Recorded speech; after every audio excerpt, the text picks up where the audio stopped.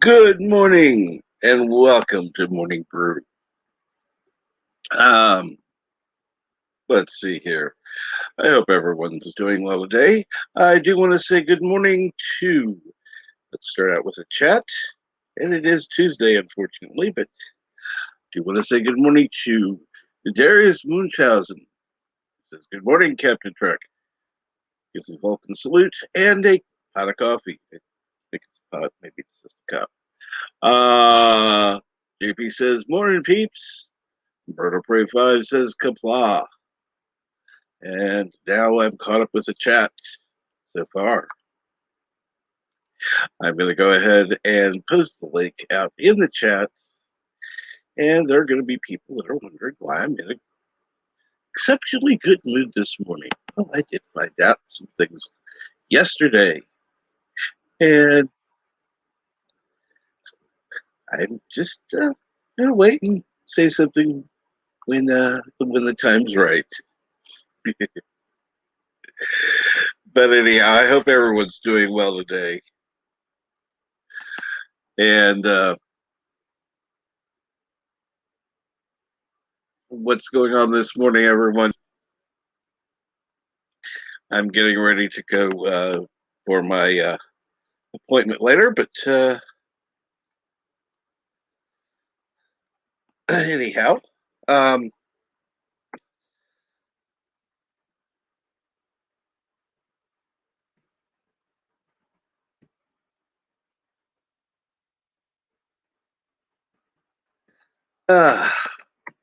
let's see what's going on. And good morning, Bone.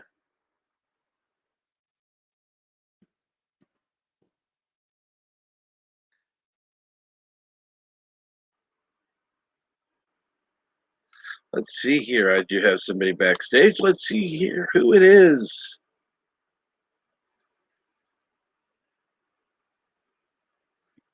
Hello, world. It's Birdo Prey 5. Kapla. Kapla. Feels like a Friday. It's only Tuesday. Yep. Beautiful Tuesday here in wonderful Karoga.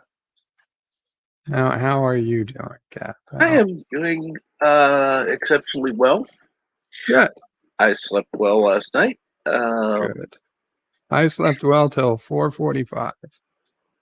And I had on BBC America all night, which was doing Star Trek marathons.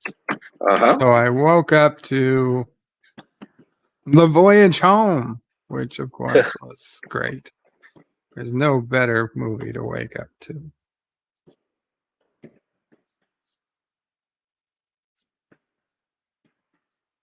I don't know how, if you sleep with the television off or whatever. Maybe don't have a television in the bedroom. I don't know, people. When I was young, yeah. Go ahead. When I was young, a lot of people didn't have televisions in their bedrooms, let alone leave them on all night. People looked at me like I was crazy. these days, a lot more people tend to sleep with the TV on than used to. I was, I don't know. I was a pioneer in that. Oh, it's been this way. I don't think you can live with the TV that I have. I remember as a kid, I had a 13-inch television, and I didn't think it was all that bad. Then, like, I upgraded when I was like 16. I saved my money. I got a 19-inch, and I was like, "Oh shit, this is it." I had my Sega Genesis on it and whatnot. I felt like it was the bomb. Oh yeah, yeah. I remember having my first 19-inch TV. It was just like, yeah.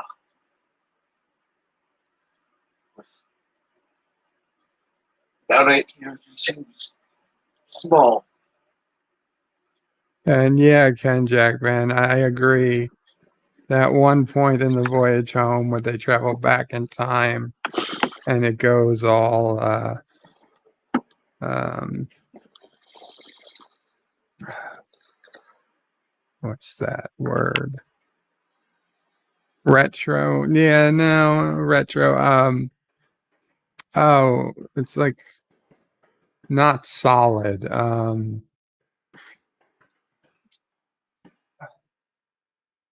Or not logical, like the opposite of logic. Um, not abysmal. Oh man, all these words I used to know. Then I stopped using them for a year or 2 or 12. Forget them. It's on the tip of my tongue. I'm sorry. Well, before I come look at Bird's tongue, see what words there. Yeah, exactly. She couldn't hear you, but she's looking. Sound attracted, Mama Bray. Come look at the tip of Bird's tongue. Well, as See soon what's as you there. said it with that tip of your tongue, I got up. Let me see the tongue. Oh my God. You guys are on the same wavelength, We must be. even though you couldn't hear each other. No, nothing on the tip of your tongue, son. Abstract. They went all abstract. I'm sorry. That's just. I love that. I love that. That's right there makes the day even better. Mama Bray had absolutely no idea what I was going to say, and I had no idea what she was doing.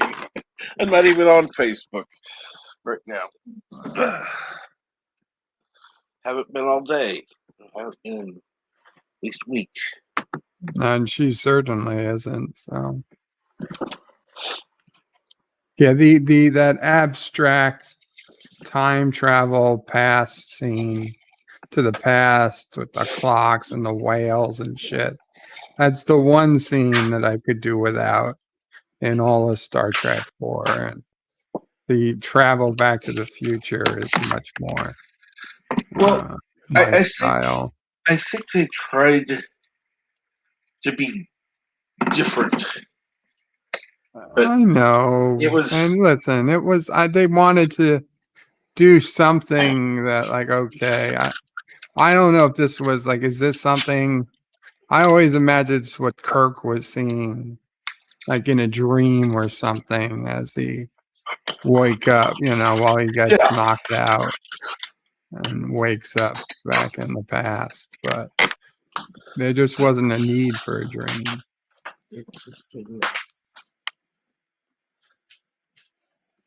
Well, I mean, if you rewatch it, it's obviously foreshadowing what's going to happen. Yeah. But and good morning, Ken Jack Ben. You out. But well, let's see here. I would cut that scene out of Star Trek 4. I would cut a lot of Star Trek the motion picture. I would just, slice it. Get rid of it. I would have special scenes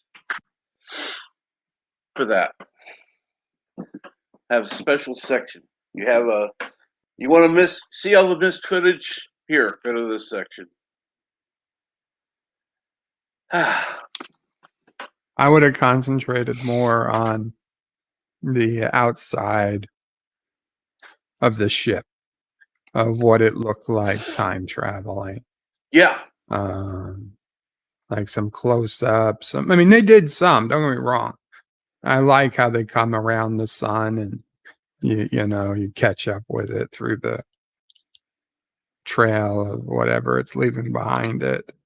But I mean, if it had an extra 20 seconds or so, I would have just filled it in with outside, love shots of the bird of prey and the sun. And if it had been the Enterprise, they would have. I think they thought people would be like, oh, this is just a Klingon ship. People aren't going to care as much about that. So, we won't do as much of the ship porn. Mm-hmm. Oh, wow. Hold on a second. Go for it.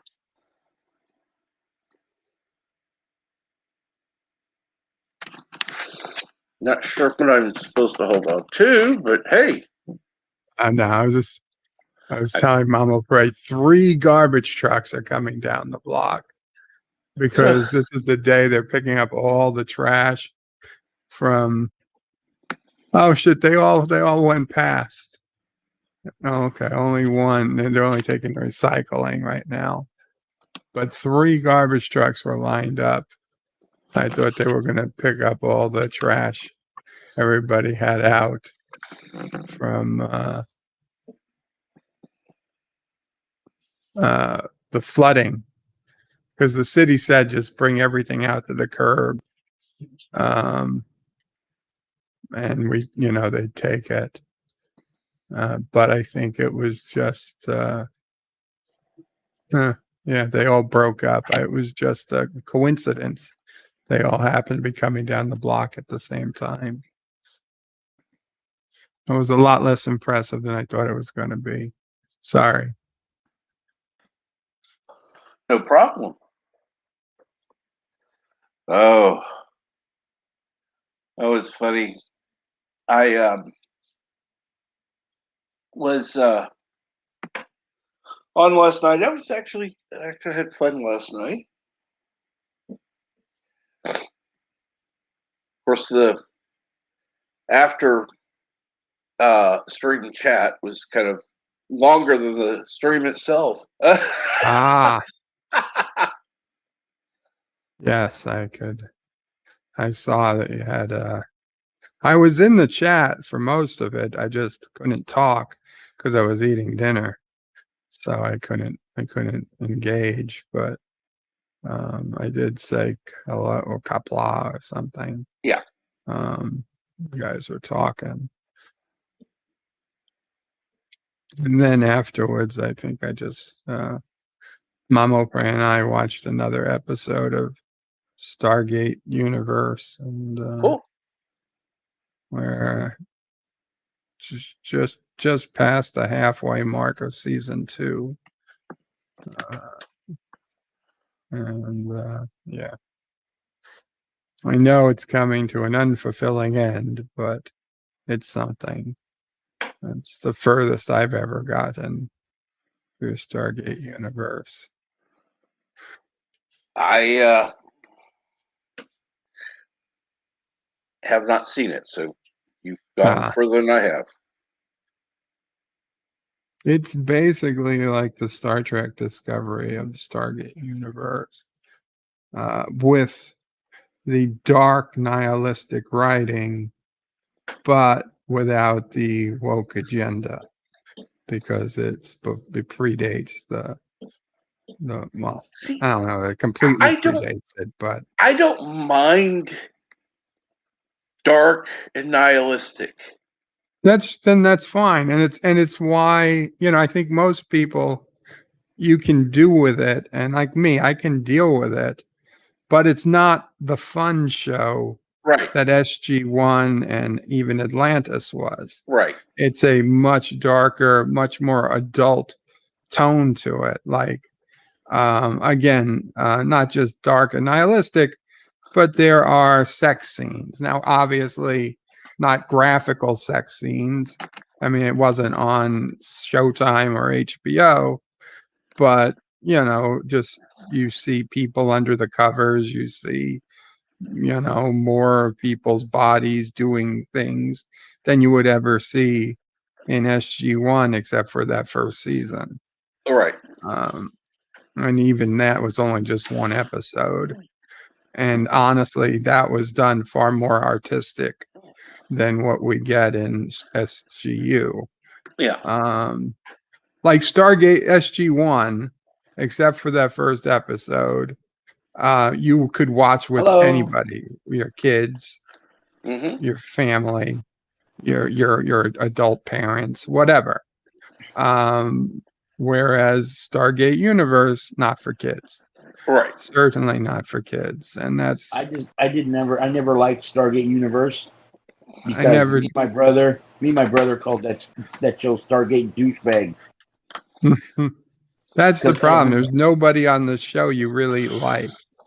Everyone on the show was some sort of a douchebag or a wuss, and they tried to bring in the political intrigue of Battlestar Galactica into a Stargate type setting when Stargate was basically GI Joe in space and full of with the camaraderie and brotherhood of Star Trek.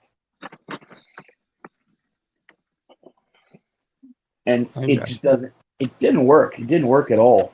Even when they had Atlantis and they changed the leader of the group, they had Robert Picardo playing Woolsey, and he led the crew, and then they had Amanda Tapping taking over, and she fit in quite nicely on the show. And then they had they killed off a character, the Doctor, and had him the young girl from Firefly take over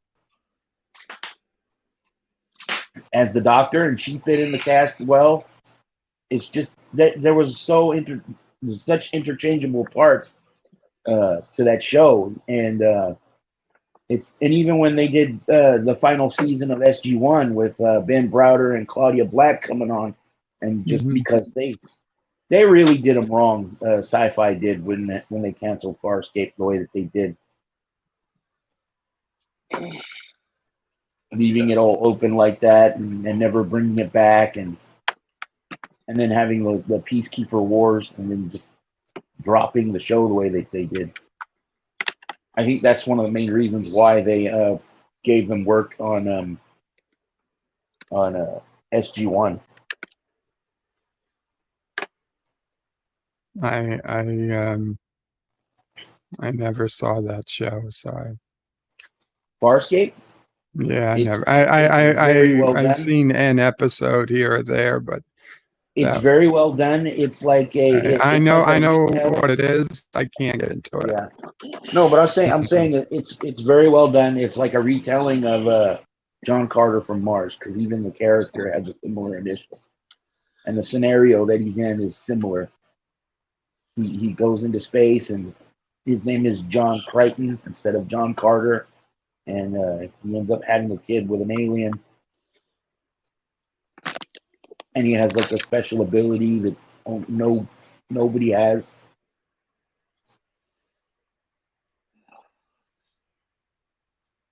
Most people didn't realize that about Farscape when they were watching it until they. I didn't realize it until John Carter of Mars came out, and I started. I listened to the audiobook.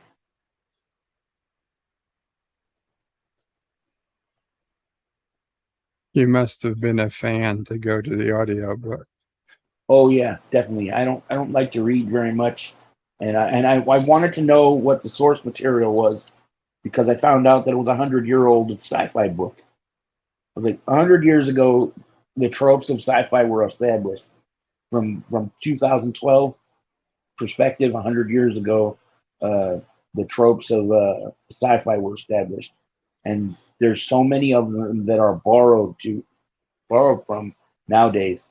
And I just wanted to know what it was about before I watched the movie, and I enjoyed that movie a lot.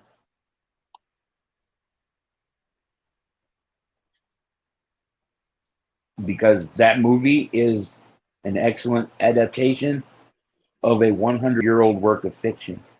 Because there are some actual parts of that thing that are a product of its time, and most people would find offensive if they didn't look at it from that perspective.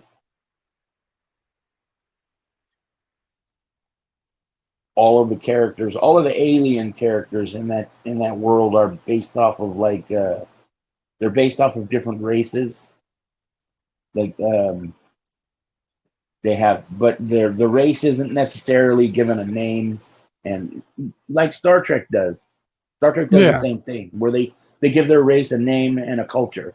Well, this doesn't do that. They give them a name and a skin tone, and that's how they refer to them. A skin tone? A skin tone. So the skin tone is how he refers to them, because John Carter himself is supposed to be an antebellum gentleman put into deadly situations. He's supposed to be that kind of character. Like good morning, Digi Sound. I think good morning. I think of him as like Val Kilmer's Doc Holliday, put into a sci-fi scenario.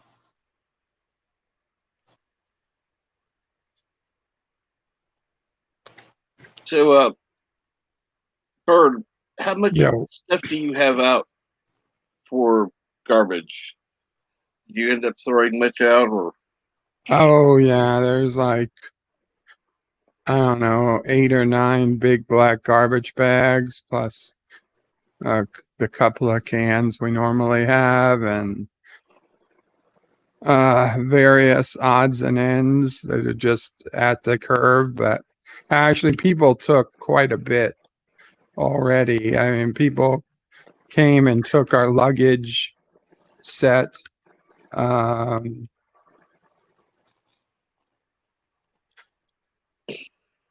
They took we had 2 stainless steel propellers, props for certain boat engines that my dad always said, don't give these away, sell them. They're worth $600 each. They're stainless steel. We spent weeks trying to find anybody who would buy them for any amount. Nobody. Yeah. I mean, I don't know. I mean, I didn't know what specific model it was for. Nobody, I put all the numbers in. Nobody wanted to buy them. So they sat in my garage for literally 15 years. So like, you know what, forget it. We're just putting it out. Somebody did take them. And cool. Some other stuff we had, like a lot of stuff for cars that we don't have anymore. The guy who helped clean out the garage, he ended up taking a lot of the stuff for himself. So that was good. Yeah, which is probably, you said he charged less than you. Yeah, exactly. It was why. Yeah. He took all the jumper cables and battery charger. We had some older medical equipment, and the medical equipment he ships to Haiti. He ships it all, and since they needed it because of the earthquake, that was good to know. Absolutely. It's going somewhere useful. So that you were able to help other people out by getting rid of some of your stuff. Right. And this wasn't not all of this stuff was damaged. Most of it wasn't. It was just an opportunity to clear out the garage since they had to get all the stuff out to pick up the floor anyway.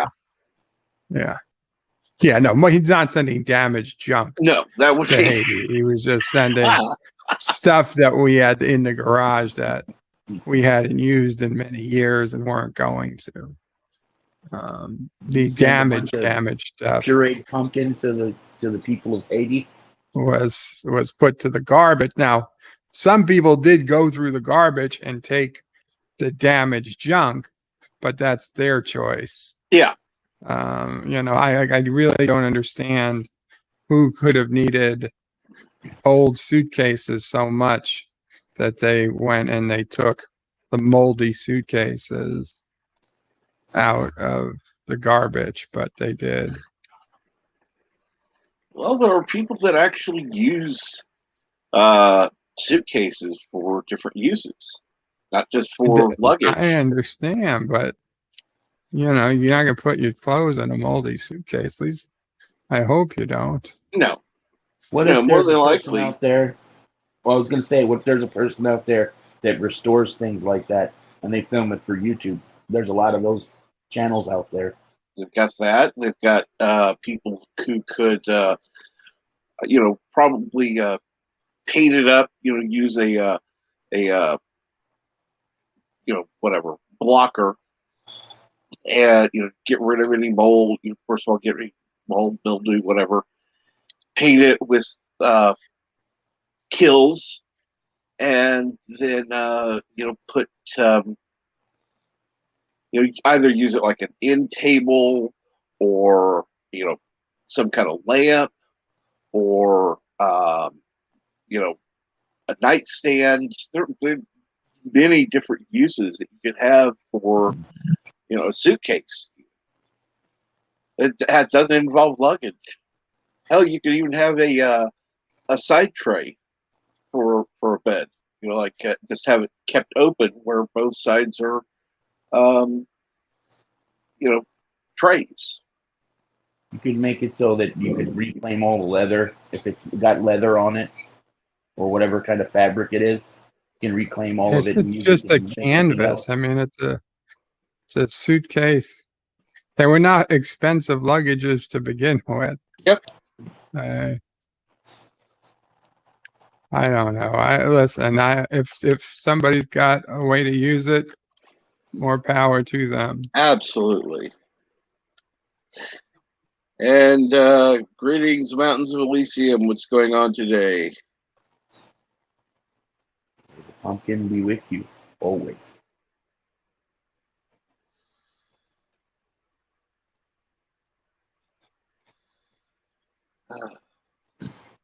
Okay, what are you talking about, JPs? My buddy lost multiple barbecues to skyscrapers. Scrappers? Yeah, they come around in multiple barbecues. Scrappers. Scrappers, okay. Yeah. Well, I had there was one a barbecue set we had I bought years ago, and I love that. In fact, it was a small one. I love taking it to the drive-in with me. I'd go to the drive-in because I like watching movies there, and I would end up cooking stuff. You'd barbecue at the drive-in? Yeah. That seems like get annoying. Oh no, it was fun.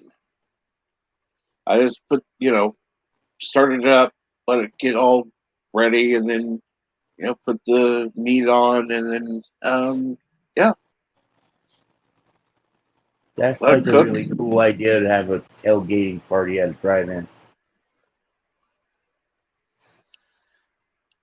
The thing was, there are usually only 2 or 3 of us that went, So, it was,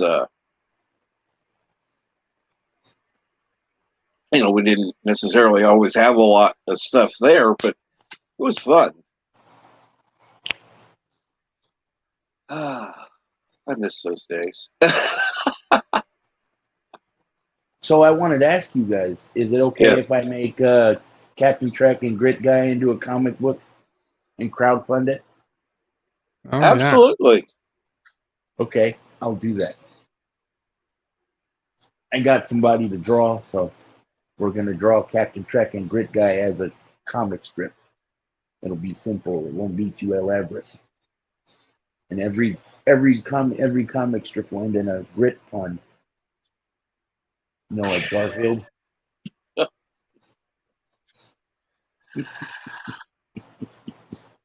I'm gonna have to think of. They're just gonna reuse Garfield's comics and just replace it with Grit Guy. Grit Guy hates Mondays.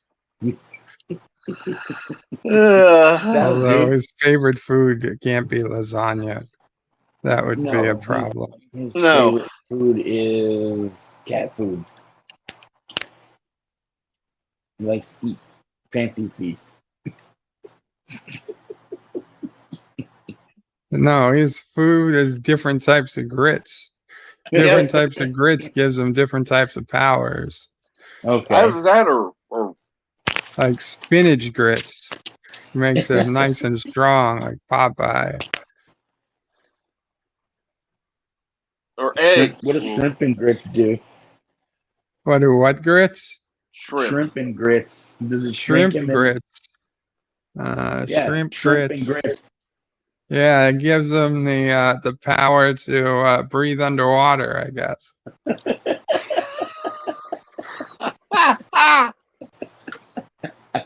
That's a good one.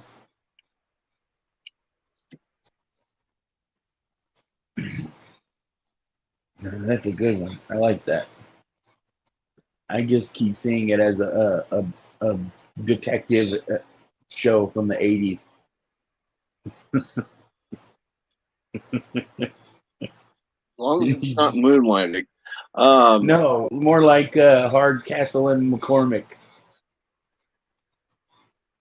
Or Highway to Heaven.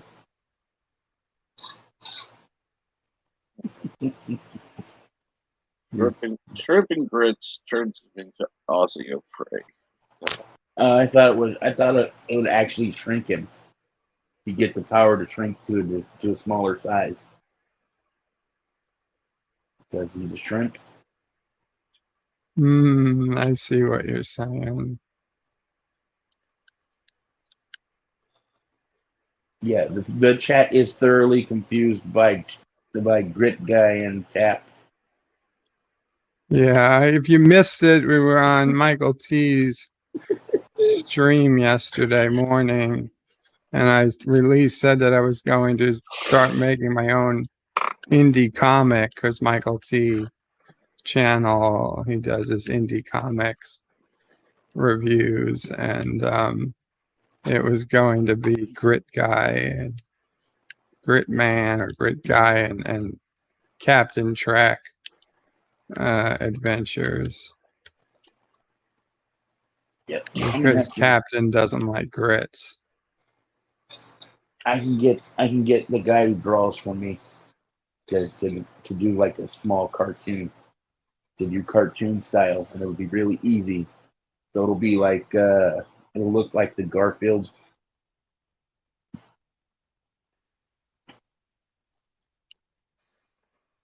You guys will both look like, except one of you guys will be made of grits.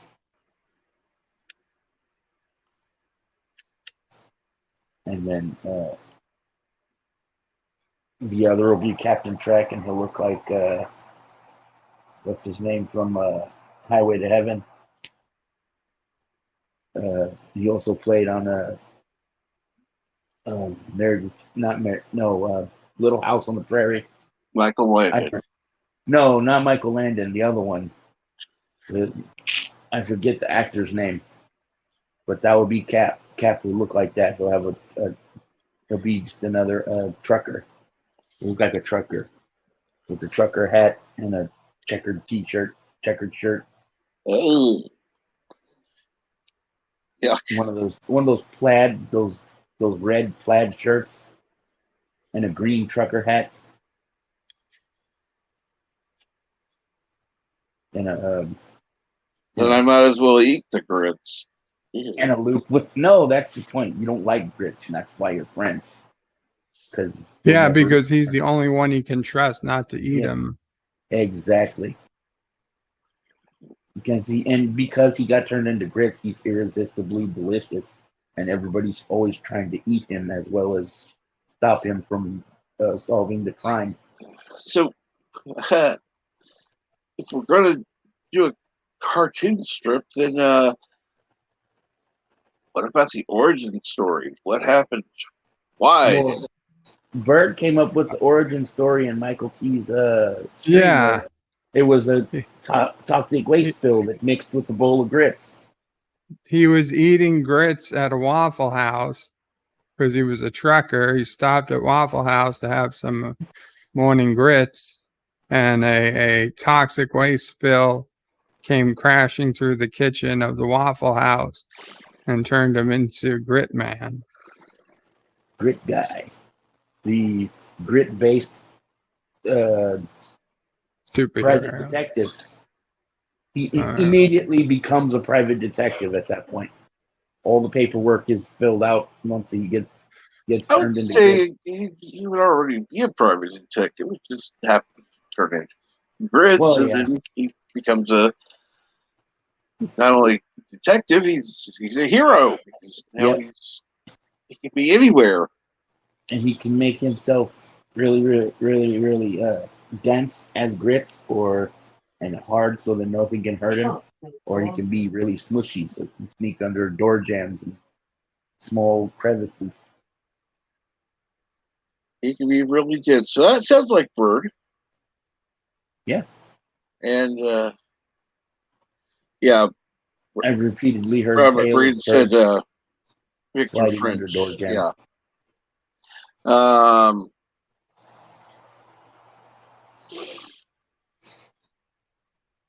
And good morning, Resolute Germ. So after the stream, after I get off the stream, I'm gonna write it down in my book of things to possibly publish. I have quite a few ideas in my notebook to publish for making comics or books.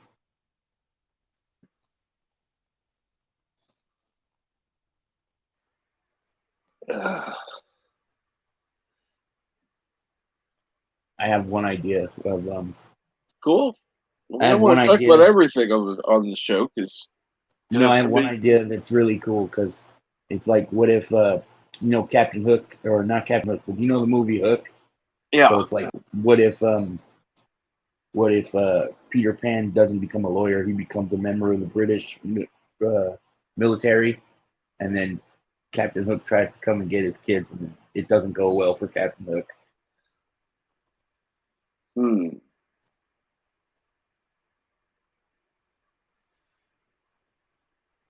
Because I was thinking more like Fox's Peter Pan and the Pirates.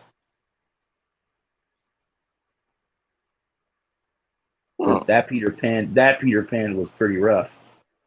He wasn't Disney Peter Pan, that's for sure.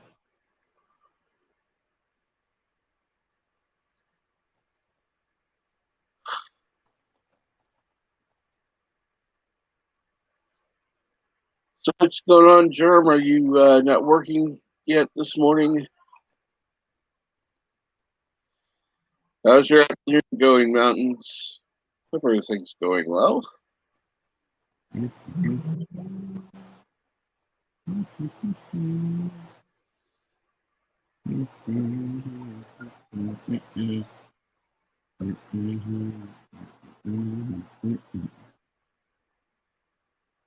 Ew. JPs. And good morning, Professor. And Rosalie says he's heading out soon. Well, I hope your day goes well.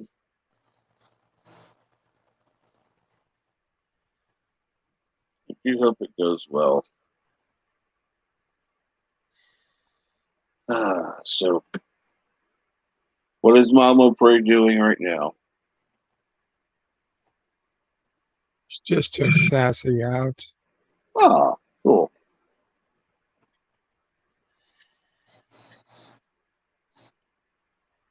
Okay, I'm gonna go, you guys. I'll be in Okay, the chat. Okay. you take care, All right. Ken Jackman. I know your You phone. too. Yeah, always fond of streaming yard. Yeah, if my phone wasn't ready to like melt, I Yeah, would stick around. So, absolutely. No, I all understand. right. You have a good day. You too. We'll Bye bye. See still see you in the chat. you later, Bird. Take care. Ah,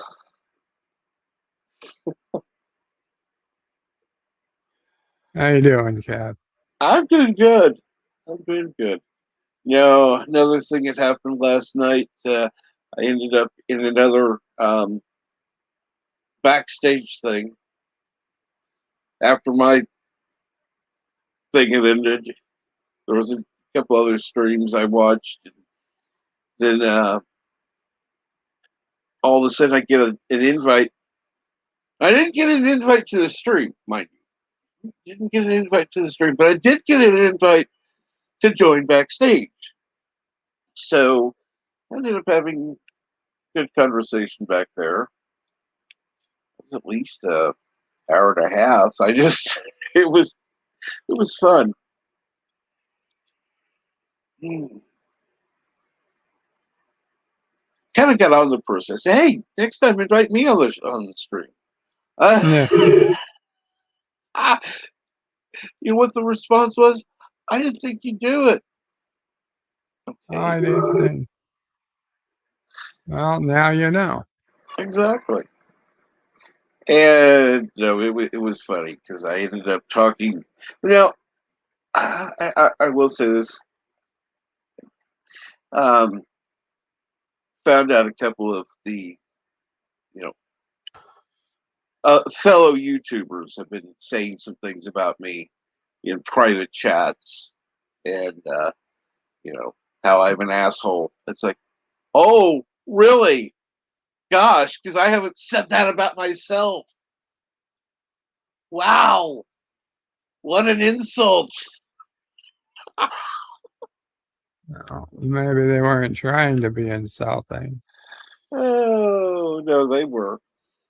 But hey, I don't care. I've gotten past the point of giving a shit. It's funny though. You know, there was a point I would have cared. Yeah, not anymore.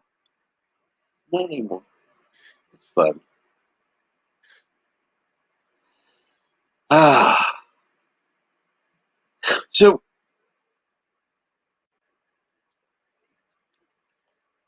and yes, JP's asshole is relative.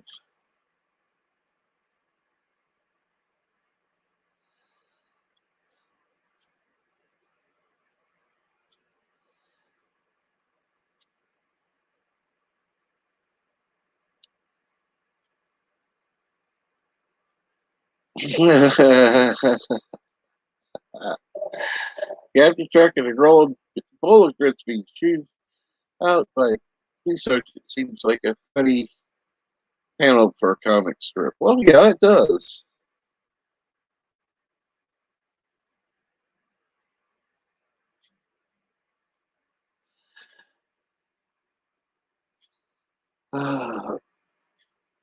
Yeah, I know. It's such a shock. It's such a shock.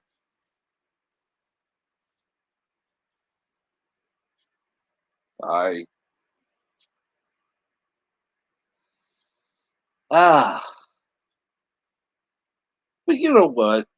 I'm actually in a good mood, and it's Tuesday, which I hate Tuesday normally. Um, so let's see here. Let's have something. Uh, I don't know. What would be something good to talk about, Bird?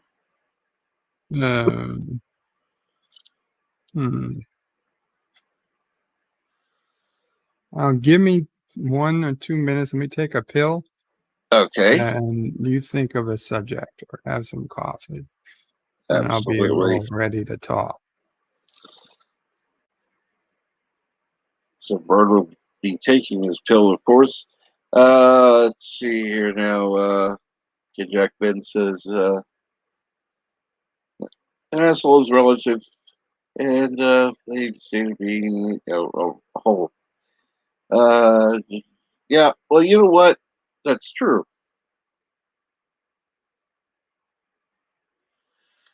And Resolute Durham says, rip off a radio show. You're not an a-hole, you're an h-hole. I don't know what an h-hole is, but hey, I'd rather be a z-hole.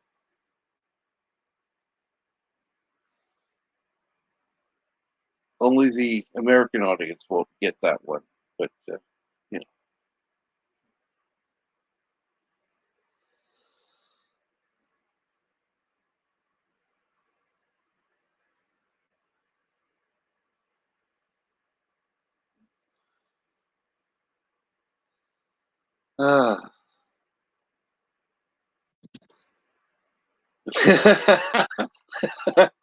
Yeah.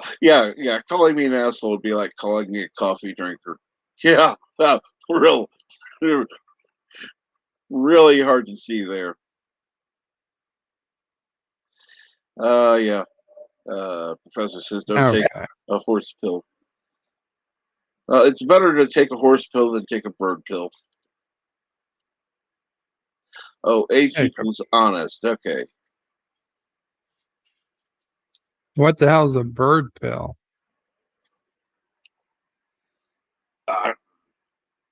Well, if you think about how much birds eat, they consume like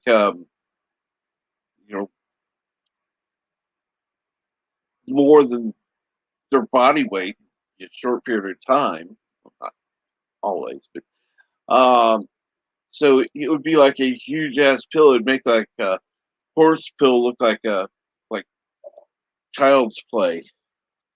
Oh, I figured a bird pill would be really tiny, like a little seed or something. Oh, no.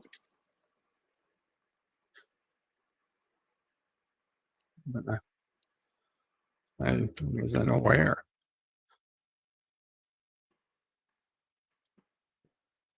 Never considered these things.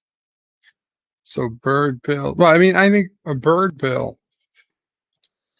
There would be a lot of them, but they'd be relatively small.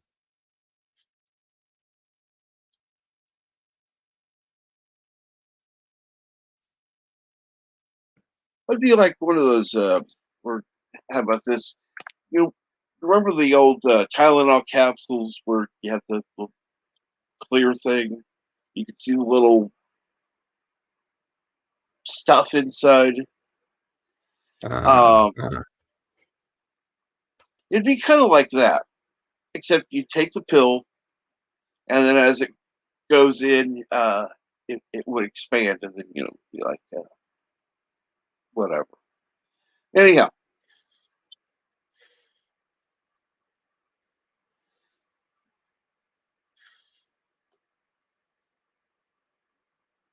let's see here.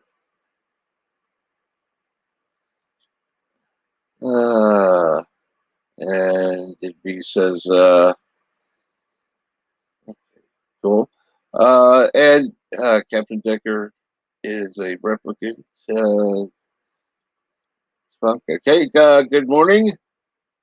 And Mountain says, is he a whole zipper? That would be handy in prison or deep sea diver. And good morning, NB.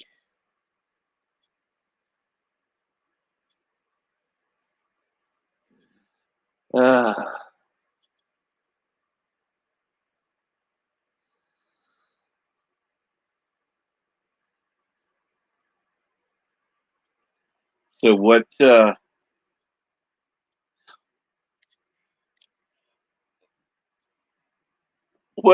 you thinking about, Fern? Well, tomorrow, and I did this because I woke up so early, was I already got DS9 set up for tomorrow. Cool. It's the season finale of season 5, which is the start of the Dominion War, Call to Arms. So I've decided that from here on out, I'm going to do all the last 2 seasons of DS9, including this final episode of season 5 in HD. So if you come to the screening room, it'll be in 960p HD. Because I think it'll just seeing those giant fleets of ships, and this in Call to Arms is like one of the first, maybe not the first, but one of the first fleet battles where like I literally get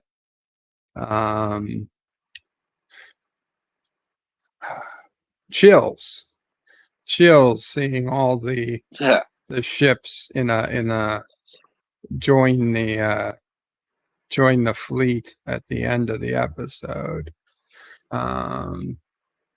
So yeah. So basically I've been thinking about that. Really looking forward to tomorrow's episode.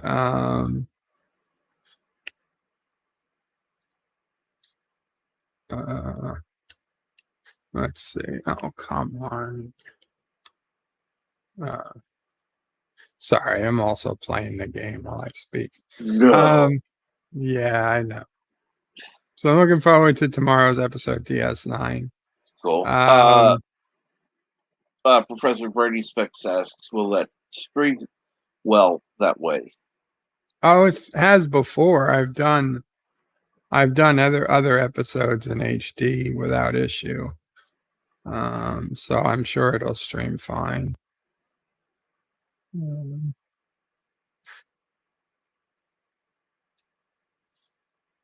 And frankly, the ones I've streamed in the past, for those who understand what I'm talking about, I've streamed at a higher bit rate, basically twice as high as it's going to be. I noticed that I could reduce the bit rate by about 50% with no noticeable loss in quality of video,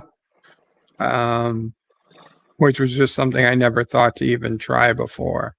So yeah, we should have absolutely no problem streaming in 960p. Awesome. I mean, if we ever got to the point that we had 20 or 40 people watching, then yeah, maybe I'd have to go back. But we're usually, if we have 10 people watching in the streaming room, that's a lot. So we should be absolutely fine. I think we could easily do 20 without issue.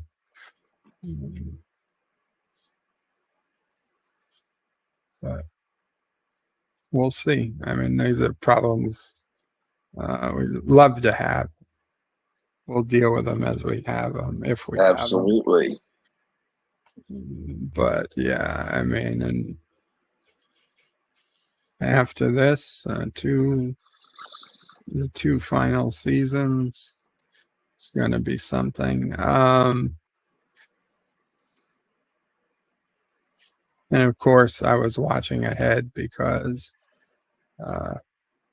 I've been meaning to put out a video on the episode. I think it's called Rocks and Shoals. But it's episode 3 of season 6, which of course is just 4 weeks from today. Would be watching it. I'm just debating whether I want to put the video out before we watch it or wait till after we watch it and put the video out. No. And anyway, it just deals with fanaticism. Because that episode that really left me thinking as a kid. And, anyway.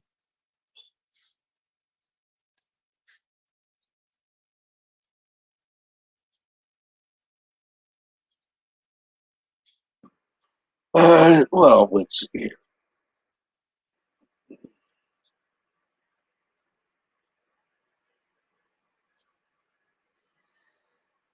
And let's see.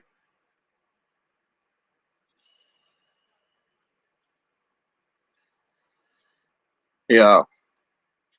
Somehow they managed to not copy and paste every ship in the battle, unlike some newer space shows.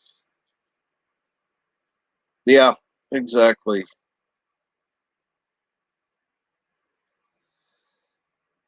Gosh, somebody that took time, care to actually put in all these different ships, have all these different designs. Yeah, it's and nowadays it would take even less to do that because you can edit it digitally.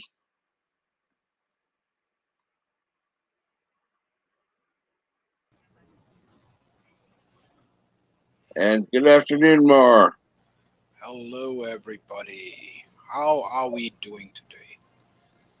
Doing well, how are you? I'm still trying to figure it out.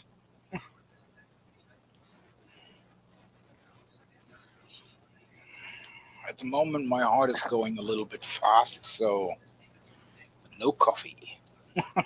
No coffee for you. That would suck for me. Cap, I'll be right back. Absolutely. Take your time. And good morning, you old fart. I mean, NB.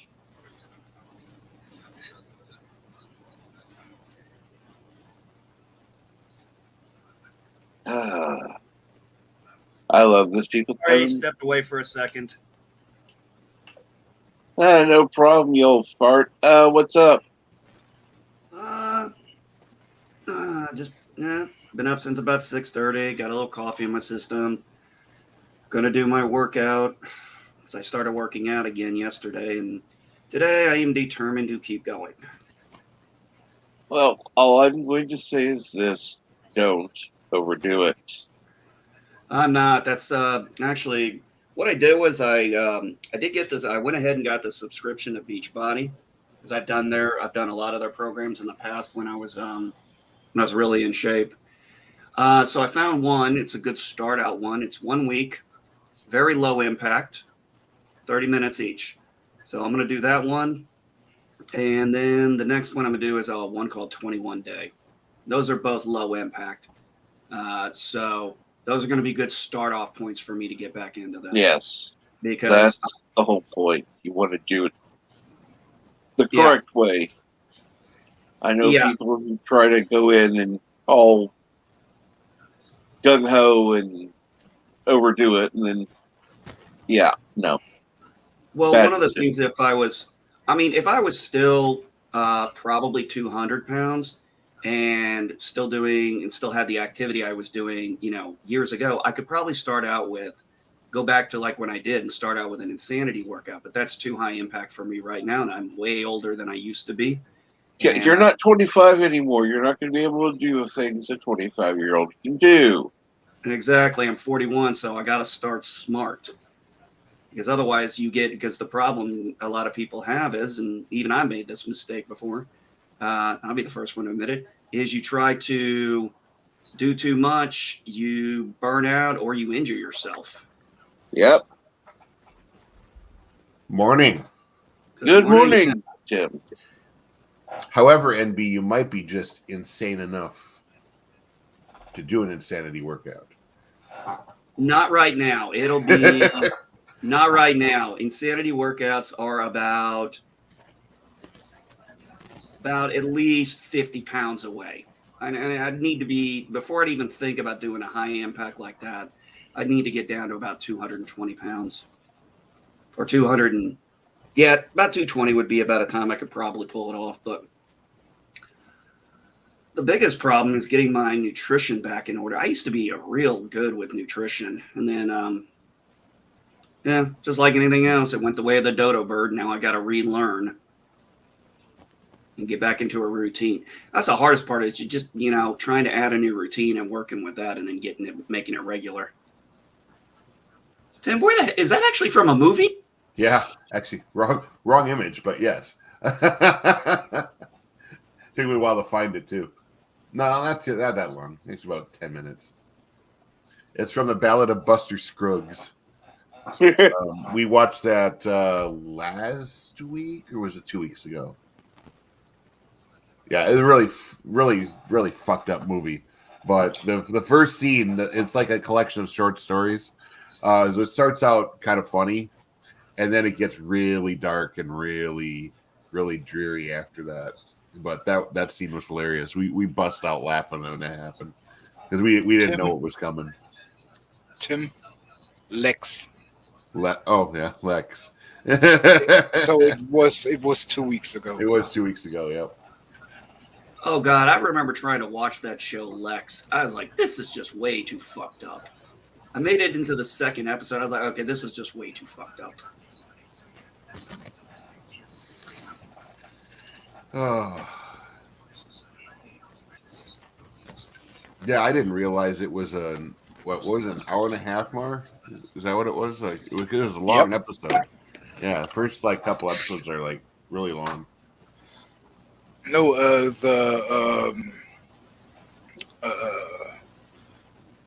Buster thing was 2 hours, I think. Well, Buster Scruggs, yeah. Lex, though, the first few episodes. Lex was 1.5 hours, yeah. I think goes for the first 4 episodes. They are each as long as a movie. And then in season 2, they go to 45 minutes, I think.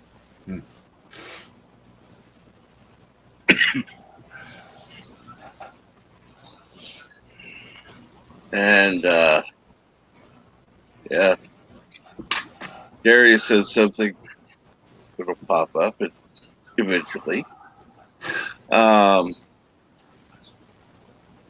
I'm liking a bunch of Lex questions on Jet Nerdy. Oh. Yeah. And I couldn't answer those because I have no idea. I've never seen it. I could watch the show 5 times in a row and probably still not get the questions. So, like I said, I saw the first episode, and I think I saw half of the second episode, and then I just shut it off. I was like, this is just too fucked up. Yeah, it definitely is fucked up. It's funny. There's some funny parts to it. I couldn't even tell you what Lex was about. That's okay. Neither could most people. I've never heard of it. I'd never seen it. It's about I still have no idea what it's about. A giant living ship that looks like a ball and dick, or a dragonfly, whichever your perspective. Oh, okay. How? So it looks like a dragonfly, but it looks like a wingless dragonfly. But I mean, because it's a wingless and legless dragonfly, it looks like a ball and dick. Mar, back me up. Nope. Thanks, Mar. Oh, not for that.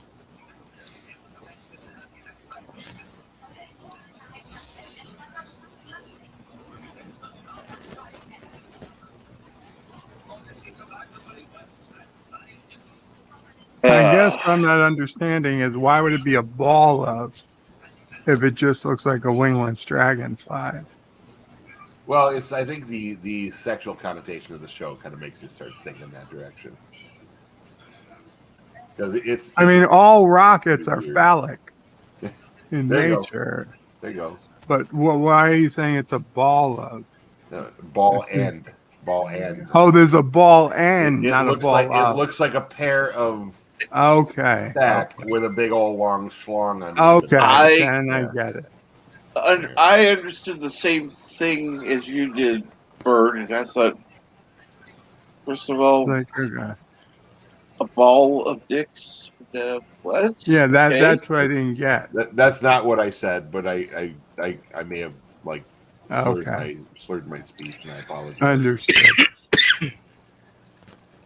I apologize for my phonetic inadequacies. As well you should. As they are great.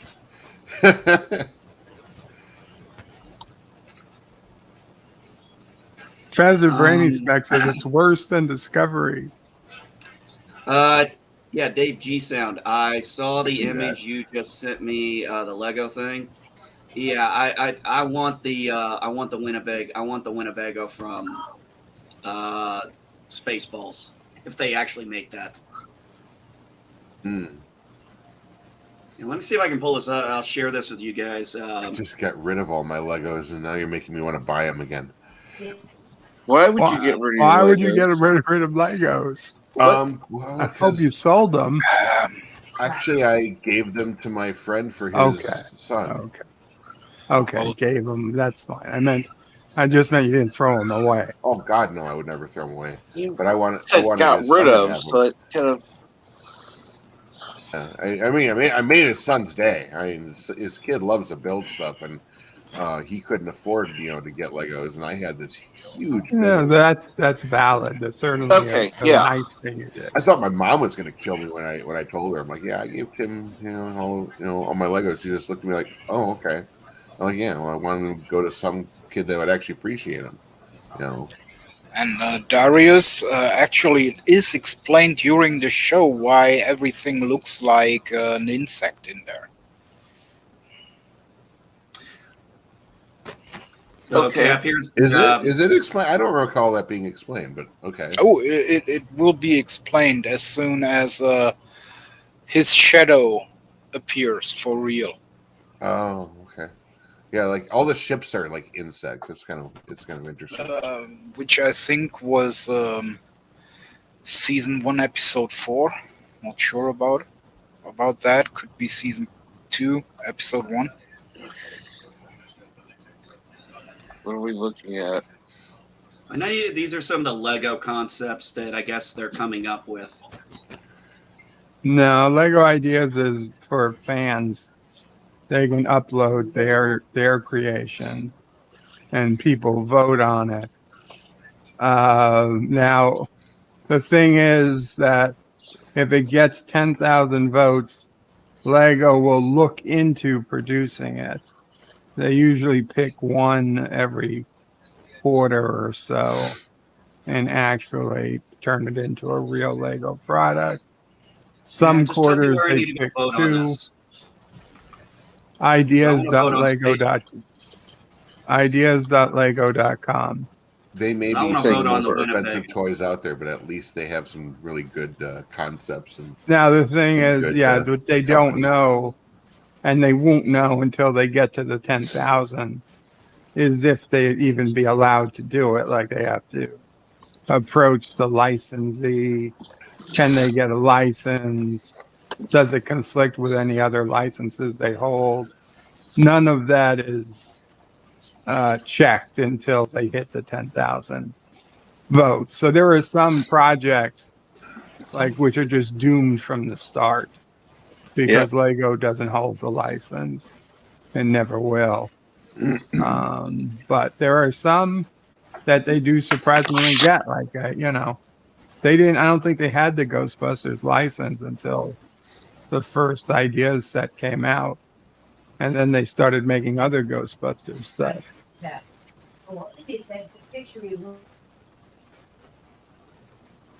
Which I'm surprised that they didn't, but yeah.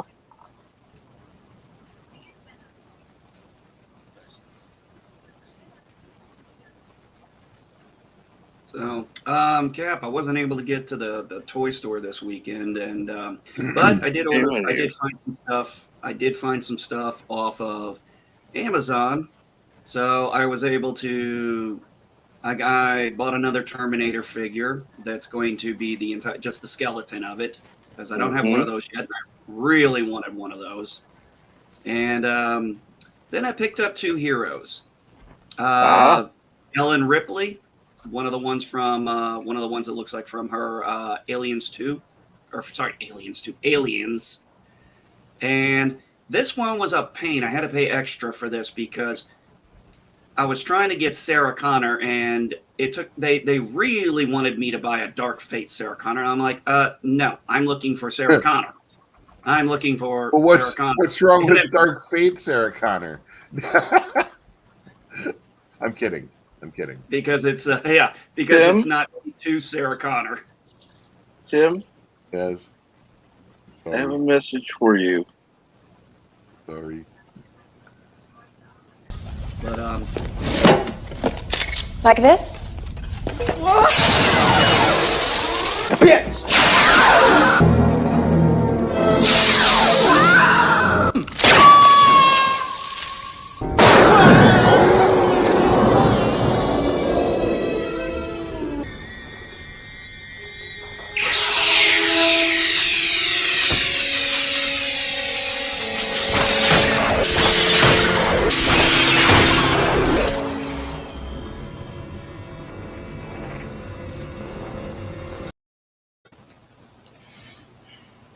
But I was able to find a Sarah Connor from T2, so I was like, oh, thank God. Although I did notice I have a T2 Terminator of Arnold, and there was one. I'm sorry. And they did have the one from the first Terminator movie with him in like the biker outfit and stuff. The first biker outfit he had, the one with the jean jacket and everything. So I might pick that one up eventually too. But yeah, they should be here, I think, tomorrow.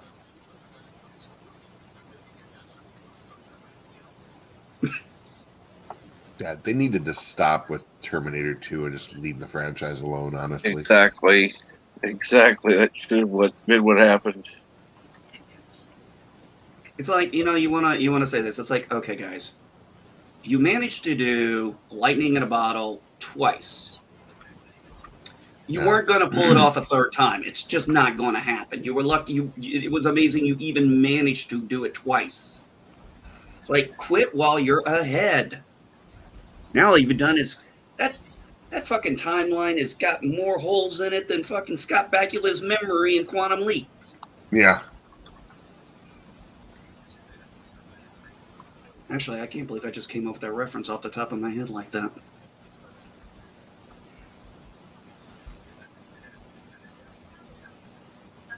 I was going to get the Michael Keaton Batmobile, but I said I'd get that next time because they were very limited on the Ripley's and the Sarah Connor characters. So I was like, let me just pick these up now. Yep. Good idea.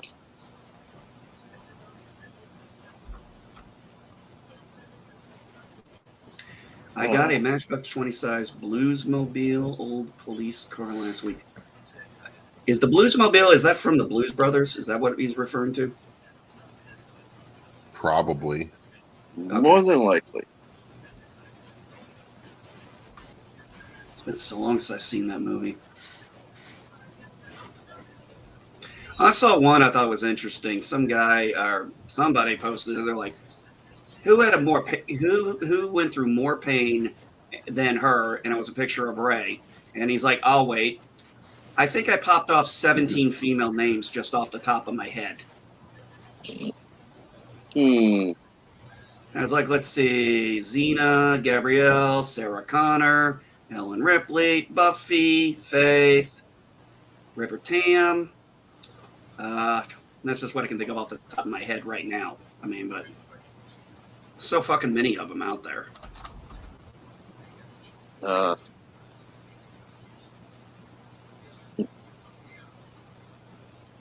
Leia.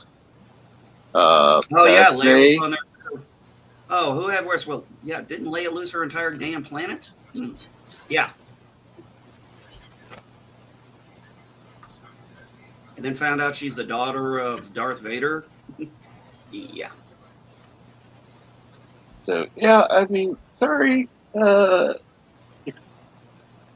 it worse than her. Whatever.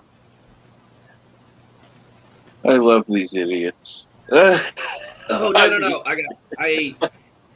No, actually, Cap on Twitter. I had to copy and paste this one idiot because she, and I assume she's she because she mentioned the word mansplaining. I don't normally hear men say that unless we're making fun of it. Yes. So the thing was, they said they really wanted a Muslim character in Star Wars, a Muslim Jedi, and people were like, What? There's no Christianity, Hinduism, Muslimism, Judeo. There's no Judeo-Christian religion in Star Wars, and this person was like, you know what? I don't need to be mansplained to you people. And then it was like, finally, the next one was like, oh, I'm muting this because all you freaking people trying to tell. I was like, then get out of our sandbox. Exactly. Like, get out of our damn sandbox. We're trying Wait.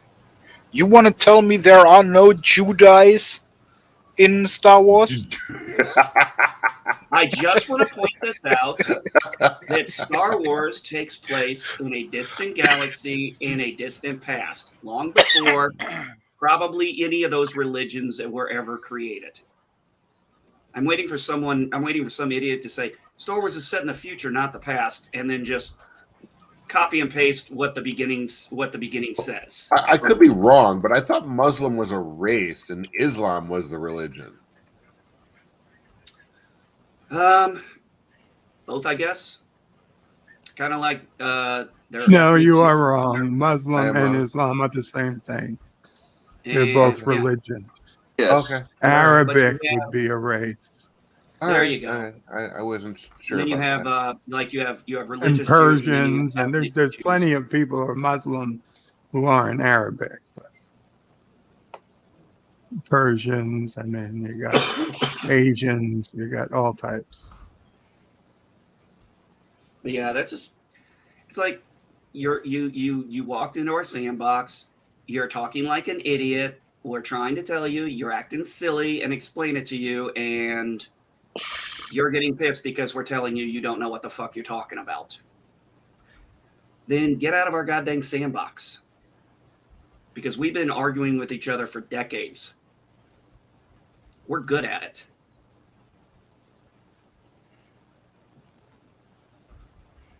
You have people who are wanting to put their agenda in different stories, and I'm tired of it. I'm tired of it. I don't want Christianity necessarily in Star Trek. I know there's some representation. I know there's some references. Don't want it. Don't care. I don't want Hinduism or whatever in Star Wars or whatever. It's fucking Star Wars. Go find your own fucking IP, you idiots. Got into a debate with one of my coworkers yesterday about, well, she was telling me I should go check out the movie Cruella, and I just kind of looked at her. I'm like, well, I kind of have a conceptual problem with the movie. I mean, I haven't really seen it. I do like Emma Stone, but the problem I have with the movie is they're taking a black and white villain and trying to make us emote to a black and white villain, basically a villain who went through an entire cartoon movie, and her sole desire was to take 101 puppies and turn them into a fur coat. I mean, that's just, I have an issue with that. The same thing with Maleficent. I had an issue with that because they're taking a black and white villain, a evil sorceress who doesn't need a backstory, and giving her a backstory so we can feel sorry for her. And I just have a slight issue with that. You know, whether they're good movies or not is anybody's guess. I mean, I saw Maleficent. It was all right, kind of a sleeper for me, but I can understand. You know, I can understand certain things. You know, what I don't know why everybody's now wanting backstories for every fucking character, but I can understand some of wanting a backstory. You know, but I'm sorry, not every bad guy started out as a good person and then had something horrible happen to him and then turned bad. There are just some shitty people out there. Sorry, let's join reality here. Well, she tried throwing Joker at me with, it's like, well, what Joker? Joker was such a but she was really, the thing that really bugs me about having a debate with her is that when she gets excited, she starts lumping like 20 topics into one and trying to say that it's all the same topic, and it's not.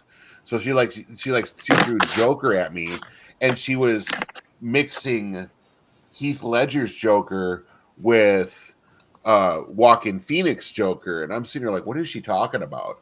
I'm like, and I told her, I'm like, look, Joker, the difference between Joker and Cruella is that Joker already had an established backstory. He actually has a few, if depending on what version you go with. Yeah. So what version making the Joker another wants to go with? Yeah, what if they make a new backstory for him? I have no problem with that because he already had a backstory. So there's nothing new going on there. They took the Joker took a lot of the concepts of One Bad Day. If you really think about it, it expanded on the concept of One Bad Day. And when but then you look at the movie, and when you really sit down, you have to figure how much of this was real. Was any of it real? Was it all just him sitting there and thinking this all in his head when he says to her, "You wouldn't get the joke"? See, that's why I don't want a sequel to it. There are questions I don't want answered. There are questions I want to spend the next 15 years talking with people about what they think and how they came up with their idea. I don't want it explained to me. There are certain appreciations to having an open ending like that kind of thing. Oh, Cap here. I'm sharing the latest that Jack Beers posted. This might be a little blasphemy, though. I don't. Yeah, like I care. See what it is. All right. There we go. And adding to stream. There we go.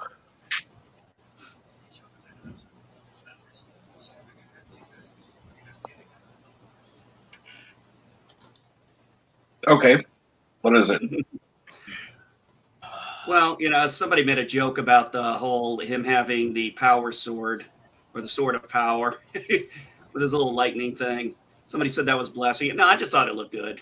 It was funny though, but yeah, he decided. So he's got Stormbreaker, Mjolnir, and now the power sword, and now the sword of power. He wouldn't say power sword, but that's a different sword completely.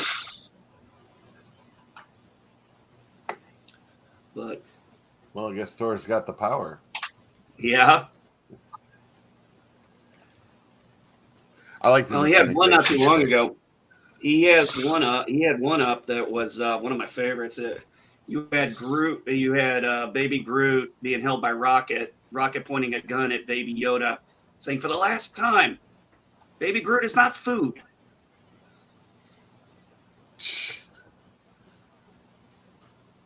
Wow. My response to that was for Grogu would be, Groot foodie is eat him, I will. Walking salad.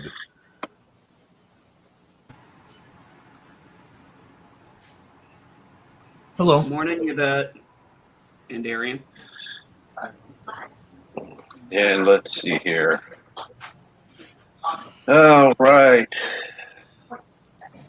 Yeah, Muslims in Star Wars. That sounds like a great idea, doesn't it? To introduce a, I mean, how do they face Mecca 4 times a day? You know, it's the same. It's the kind of question I had when somebody suggested a Muslim in Star Trek. I'm like, okay, but you understand that they have to interrupt their workday, to pray to and facing Mecca. How exactly are you going to figure that out? He's going to have his own, he or she. He's going to have his own little chamber on the ship with some sort of gravity wonky thing that enables him to face Earth, from wherever they are. I mean, that's kind of an interesting idea, but at the same time, does it work? I don't know. He might have to be the stellar cartographer then. Right. Yeah. It's better just to use Unreal religions. In Star Trek, you could work something out because Star Trek is based, around Earth and things like that. But Star Wars isn't.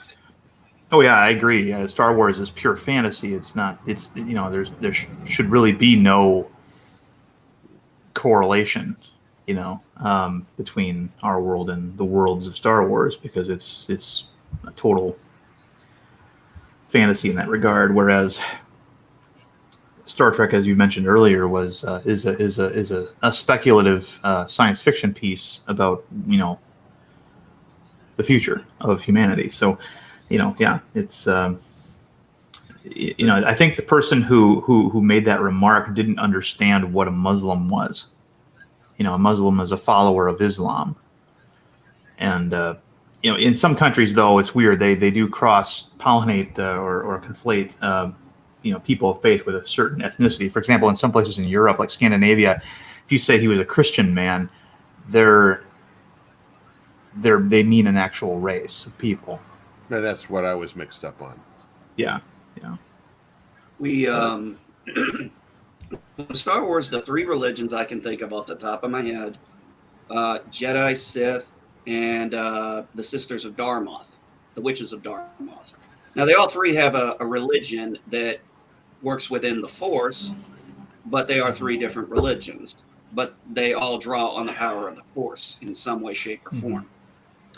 And there are other religions that have been in the EU. There were other religions.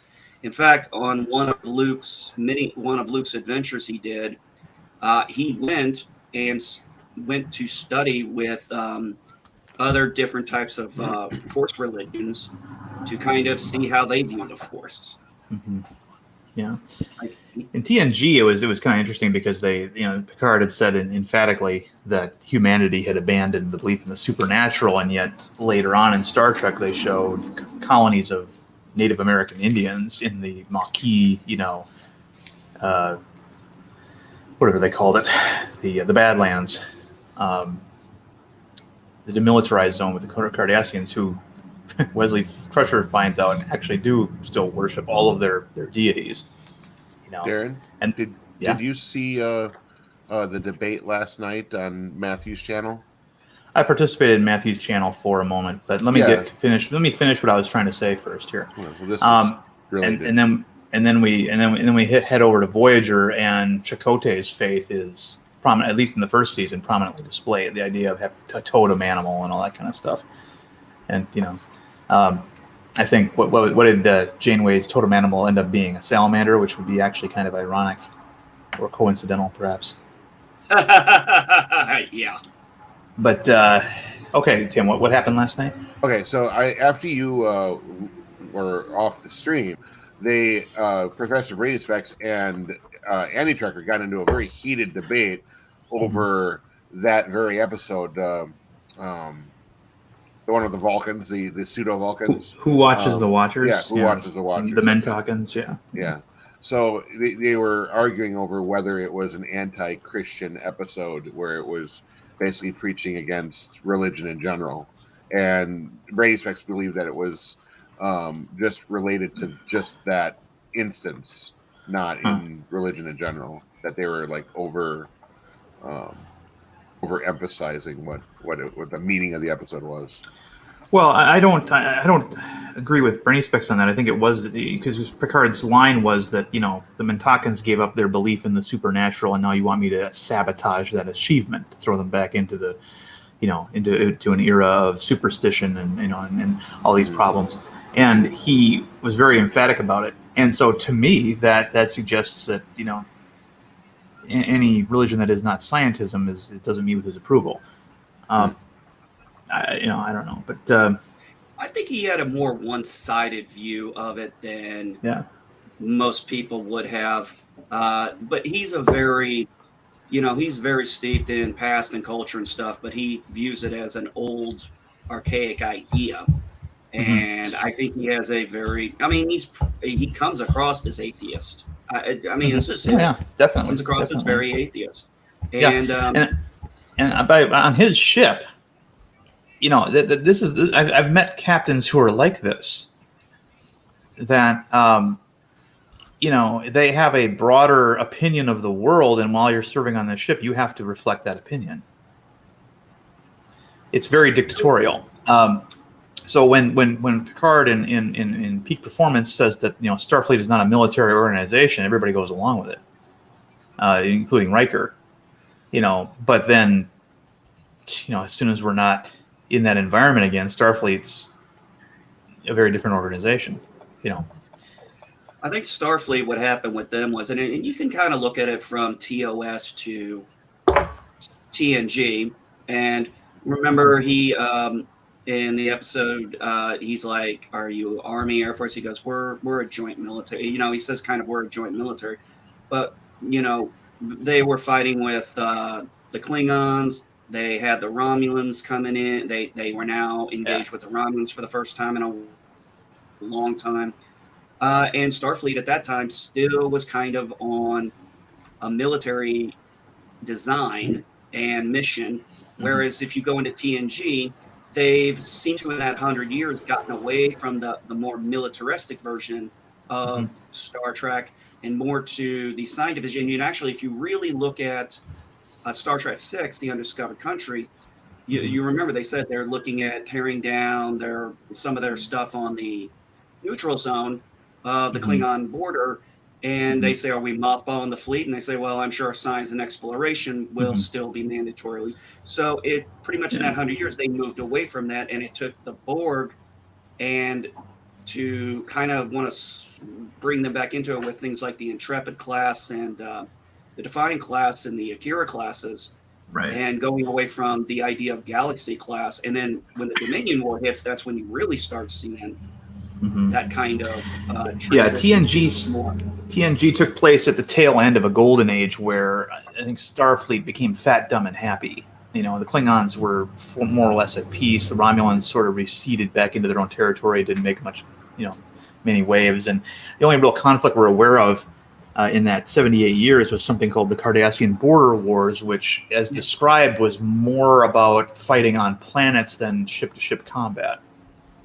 The biggest hero of that war apparently being Chief O'Brien. But I think they were fat, dumb, and happy. I think that Picard was the ideal captain for that era. It's just that era was coming to an end as TNG progressed, and a lot of the things that he proclaimed, as being fact, were later proven not to be, fact. It's one of the things that I kind of like about the character, in that he had that flaw.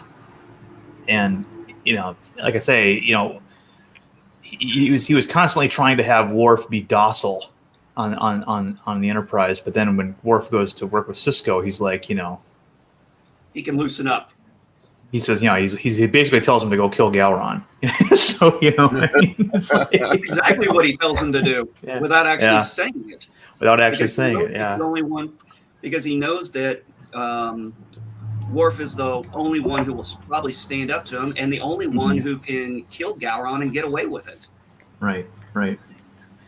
Yeah. One of the best episodes I thought they did on religion was the episode where you had the Wei Yun with Odo, and you know how that Wei Yun is treating Odo and worshiping him, and Odo just can't stand it. And then After he dies, he's asking, he's dying, he's asking for his blessing. He goes, please, and he gives it to him. And he just goes, he seemed relieved. He goes, because he got a blessing from his God. He goes, I'm not a God. He goes, to him, you are a God. He goes, to me, the prophets are gods. I understand they're celestial beings, but to me, they're gods. And she really kind of, I think, was the only real person who was going to be able to try and explain that to him. It's like, you don't think of yourself as a God. I'm sure the wormhole aliens probably don't consider themselves gods, but to the Bajoran, they are gods, and to the founders, or to the Vorta and the Jem'Hadar, they are gods. Yep. And it really was a very fascinating episode on that one.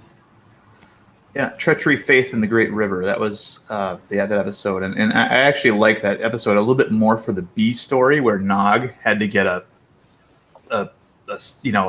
anti-gravity or a artificial gravity piece of equipment for the Defiant for O'Brien, because O'Brien couldn't get it on time if he relied on normal channels, and this is what established Nog as the Starfleet officer who could get you things outside of the normal supply channels. And they found a niche for him, and I thought that was really, really a good episode because of that. But you had this extremely lighthearted thing happening in the B story, then you had this grave, serious, thing happening in the A story. And it's one of those episodes that I really like a lot. Where is Captain's desk? Yeah. And it's like, what do you think? Well, it's the wrong color. I'm going to paint it. Okay, it's the wrong height, the wrong width. Kira comes in. What is that? That's not the captain's desk. I know. He goes, get it out of here. And then Martok comes in. Where are my barrels of blood wine?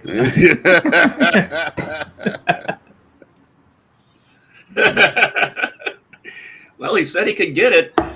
And then at the end, everything is fine. Martok got a better vintage of wine than the stuff that his mother or his wife sent him, and they got the desk back and the stabilizer and and all this stuff, and he just did he had this intricate web of trading going on that just happened to come all together right at the very end before the captain got back. It was. Well, it's great because it brought out the fact that he has him being a Starfleet officer and being a Ferengi, he's got access to things and knowledge of things that a regular person in the Federation doesn't have. He came from like Worf, he's from a completely different culture. Yeah, and one of the things that also is fascinating about that episode for me is they give you a glimpse on how the Ferengi view themselves. He says to the chief, he says, the universe is full of worlds that have too much of one thing and not enough of another. And the Ferengi, it's their sacred responsibility to bring balance, And he makes it sound so, noble and almost like a divine mission, of the race to trade and things. I thought that was really great. Yeah, Nog and Garrick were definitely the two best side characters. And I don't want to call them side characters, but I don't know what else. The secondary characters, I think, would be the better term. I think Garrick's a little bit overrated, to be honest. I do like Garrick, but I don't like him as much as a lot of other people do. Well, he's not my favorite. Nog was actually one of my favorites, too. But I really love the interaction between him and Bashir. Those were some of my favorite episodes. Yeah. Especially that episode where he forms a mental picture of Garrick, and he goes, you still view me as the enemy after all these years, all these times together.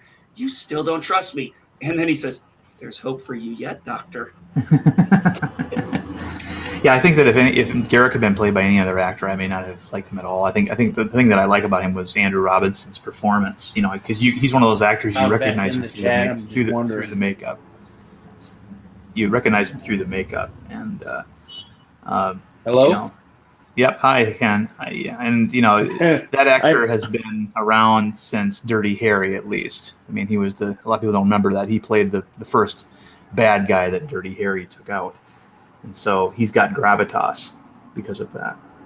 I tried to get in earlier when we were talking about the Joker movie. I read enough of the synopses because I can't actually watch like the violent imagery of the Joker movie. Where did what's his name go? Did he get kicked out? he's missing. But I can't actually watch that kind of violent imagery because it sticks with me too much. But I did read a bunch of synopses about Todd Phillips and what he was thinking when he made the movie. And the movie is an allegory for not being able to make comedy anymore in Hollywood, because Todd Phillips is the guy that wrote the Hangover movies, and he used the superhero movie craze to make a movie about not a world where you're the only person that gets the joke. So he uses literal interpretations of slang terms that comedians use. So like when he says that he literally kills someone in the movie. So like when he's on the train, he didn't actually kill anyone. He made people laugh, and the people on the train respond the way everyone else does when you try to make a joke these days. They physically attack him. That's the proper context for the Joker movie. I said, well, that's good. That's a new one. I haven't heard that one. But that's like I said. This is what I enjoy about the movie The Joker, is it's got so much in it for a very simply told story. There's so much going on that's like you're kind of looking at it and you're like, what's reality? What does he see? You know, how much of this was real, or was it all just him sitting in that office from the very beginning? And then it goes only so far as to say that he made it so he can have his cake and eat it too, because all you need to do is add the Ace Chemical scene into the Joaquin Phoenix Joker movie, and you have the perfect origin for the Joker. That's all you have to do, and you can go from there to make it an actual superhero movie. That's how brilliant Todd Phillips is as a director.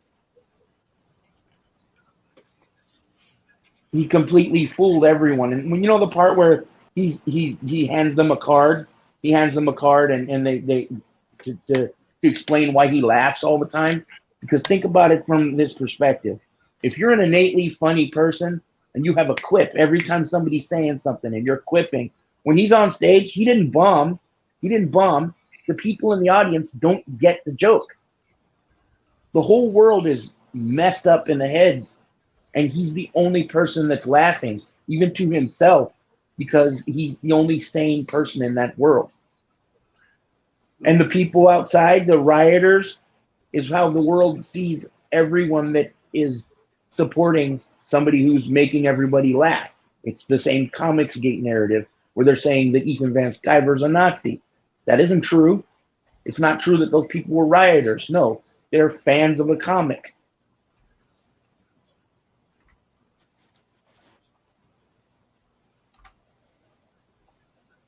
So Todd Phillips basically gaslit the entire audience into thinking that the Joker movie was something that it wasn't. And that's what it really looks like, to be gaslit and have it done effectively. Because you don't know what was going on, but if you put it in that proper context, that it's all about not being able to make the world laugh anymore and the death of comedy, then it makes a whole lot more sense what you're seeing. The way that woman responded to him and looked at him funny, and all the reactions of everybody else around him in that movie is because he's trying to be funny all the time and nobody gets the joke. Well, that would definitely make the final words he said definitely more powerful with that kind of interpretation. It makes more sense that way. Don't you think so? I mean, am I off base here? I'd have to watch it again and keep that interpretation in mind, but sounds good. Sounds like a reasonable one. When he hands him his card, that's not a card to say that he makes everyone laugh, to let everybody know that he's crazy. It's a card. It's a business card. I'm a comedian. I'm giving you a business card. And they look at it like he's insane.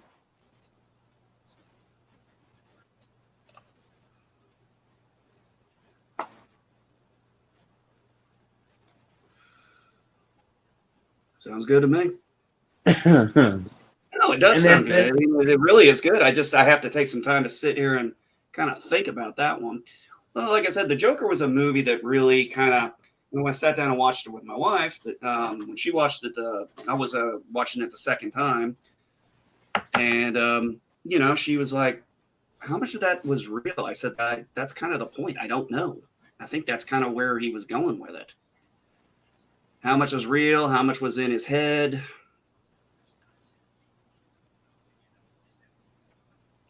So then the part where he talks to Robert De Niro on the cop show is him blowing somebody's mind with the truth. He goes on the show and because it's all depicted as a literal mind blow. Just bam. Well, definitely was a literal mind blow. Yep. Yeah. And when you take it from that perspective, it's like you realize that what you're looking at is Todd Phillips commenting on, because this is the guy that made the Hangover movies. That's the other part that people don't put into proper perspective. And when he did a bunch of interviews for the movie, he was saying that the movie isn't a superhero movie. No, it's not. It's a psychological. No, in my mind, it's a psychological thriller. Yeah, and to me, it was it's a psychological commentary on the state of the world, the state of society, really, and how comedy is dead. And I think that's the reason we didn't see Batman in the entire movie, or we did see the Wayne, Thomas Wayne, because the second movie, he leaves a bunch of leeway for the second movie. If they do a sequel, that's where the Ace Chemical scene comes in, and that's where Batman shows up. And whatever the first movie was is what Todd Phillips wanted it to be. And the second movie gives enough leeway to where you're going to have the Ace Chemical scene, and then it can even be just Joaquin Phoenix acting like the Joker in CG, you know, just doing a whole CG Joker thing, because then he can be completely transformed into the Joker. And he doesn't ever actually have to be on camera ever again.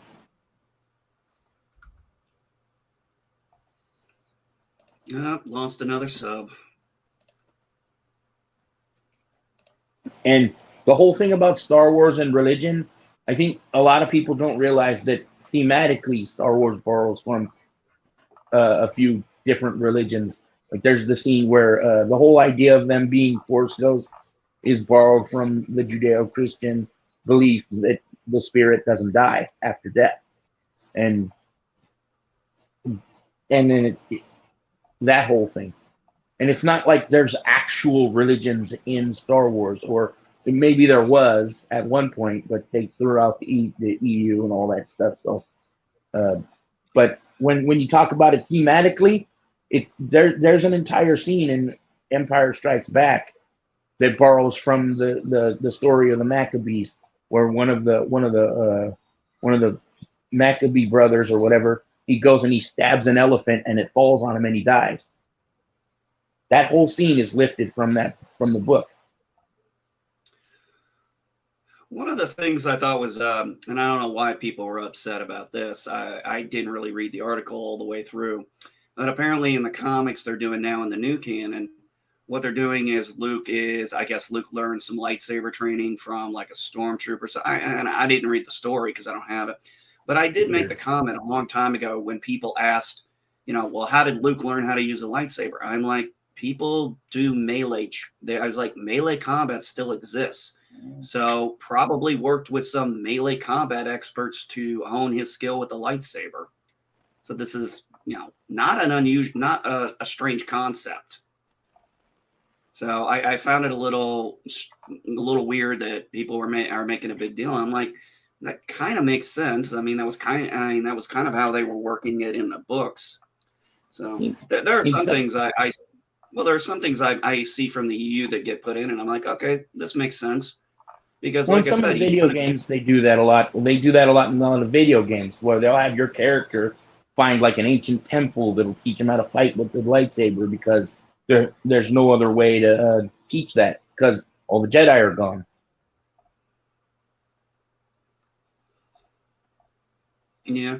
Well, I wonder. I mean, they never did specify. I can't remember if the new canon if he's ever found a holocron. Yeah, they didn't. I remember. I think he had one, but I think it gets taken away. Because I remember people trying to roast the story and talking about how they changed it too much, and especially in the comic books. But I haven't been keeping up with any of it just because of the way they handle the characters and some of the things that they've done. It's just like it's not worth anyone's time to bother with it.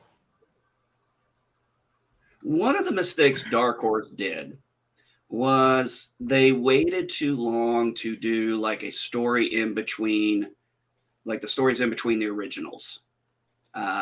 They did some, but they were not done very well. And they focused more on neither characters they created or secondary characters and didn't spend as much time as they should have on the big three or the big four, whatever you want to call it.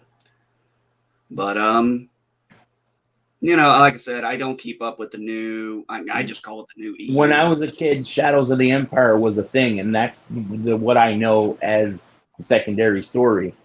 I mean, I remember playing the Shadows of the Empire video game, and I love that game. That game was good. I actually was at the toy store not too long ago, found a Prince Zizor, Shadows of the Empire toy.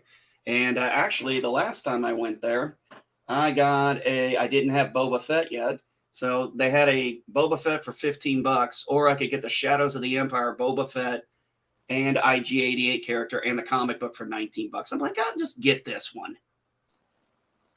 Everybody I knew pronounced that word Shizor. I didn't know how to pronounce it. I was like saying Zizor. Yeah. Zizor. Yeah, I think I pronounced it as Zizor for a long. I think I called it Zizor for a long time. That was one of the problems. You didn't exactly. That was one of the problems in some of the Star Wars EU. I will admit, is you get the name of a character. You're like, how the fuck do you say this? Yeah. I mean, it used to be. There used to be a way everybody pronounced the chiss until I guess it was corrected, and then it's like, well, that doesn't. I forgot how it's actually supposed to be pronounced now. Yeah, that I said you can shorten your name to like 2 or 3 letters and have it be a Star Wars name. Like like you can have your name. it would be like Pa Eek, and that's your Star Wars name. And Bird, what's going on? Mama Gray was just hearing from some neighbors about how bad the flooding was down the block. The neighbors said that the guy on the corner where everybody was running to, that house pretty much got wiped out. They were the lowest property on the block, so everything went there. What about your garage, man? How bad was it? Garage is all good now. We had somebody Sunday they came and helped Mama pray out. We got rid of a lot of junk.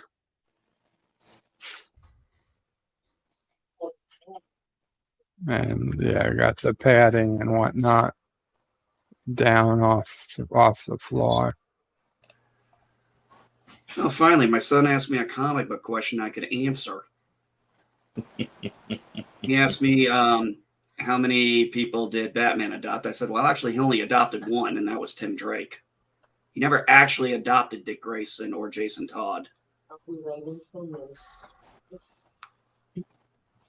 I could have swore he adopted Tim. I think I could have swore he adopted Dick Grayson. Like Dick Grayson is his actual adopted son, and then it was the other way around.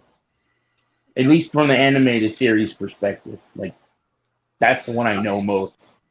No, in the comic books, it was never established that it's never been established, as far as I know, at least not in the post-crisis era, that Batman ever adopted Dick Grayson. He was just his guardian. whereas he did adopt Tim Drake at some point. Well, unfortunately, you have to consider more than the comics, because sorry, I put more weight in the animated series than I do to the comics. Given the fluid nature of the comics and their continuity, you're better off putting more stock into the animated series because it doesn't change much. I think I'm going off of, and I mean comics. Yeah, I'm going off, I believe, post-crisis, but I can't even be 100% certain if that was in post-crisis or that was something they did in the New 52. I'd honestly have to look it up. Yeah, because there is no crisis or post-crisis in the animated series. In the AU. In the DC AU, there is no crisis at all, and the movies don't count. Don't affect the original run of the animated series, because the DC animated movies are separate from the DC animated universe. And they're all really I got to get out of here. Well done. All right. See you later. Okay, well, you take care, NB. Always nice having you on. Take care, NB. Take care, everyone. Bird, sorry to hear about your neighbors, buddy. They'll be in my prayers. Thank you. All right. You all take care. I'll catch y'all on the flip side. Bye.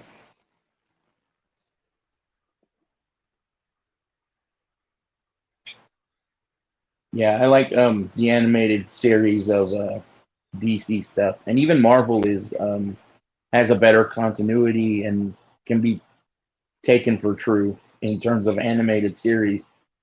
All of the Marvel animated series from the 90s is available on Disney Plus, and I watch it often. That's how I got my nephew to watch it.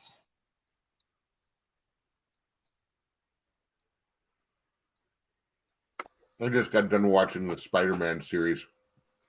I enjoy that one a lot. It's really good, really well done. So tell me about it, Tim. Which one? Tim? Yeah. Tell me about it. Oh, the spider. That was one of the. Well, hold on a second. Let me put my headset back on. I was in the middle of eating my breakfast too. So the Spider-Man series from the 90s was probably one of the best ones that I've ever seen. It covers a lot of the stories that were predominantly popular. Venom, some of his earlier villains. It's got a better soundtrack, but I think the thing that was pretty cool is in the very end of it, it's like they did a tribute to Stan Lee. He has like 5 Spider-Mans trying to stop. Oh God, who was it again? Oh yeah, it was Carnage. It was Carnage Spider-Man. Carnage Spider-Man, and they had to try and stop him. And it came down to our normal universe Spider-Man fighting him in Iron Man Spider-Man's universe, which was weird. Oh Lord. Yeah, it got really messed up. But in the end, he went to they had one Spider-Man that had no powers at all, because he was actually just an actor playing Spider-Man. He was the actor who played Spider-Man in the animated series. Yeah. So they made a character out of the actor that plays the character. And Spider-Man goes to that universe and visits Stan Lee. And he goes swinging around with Stan Lee, and then leaves him on a roof.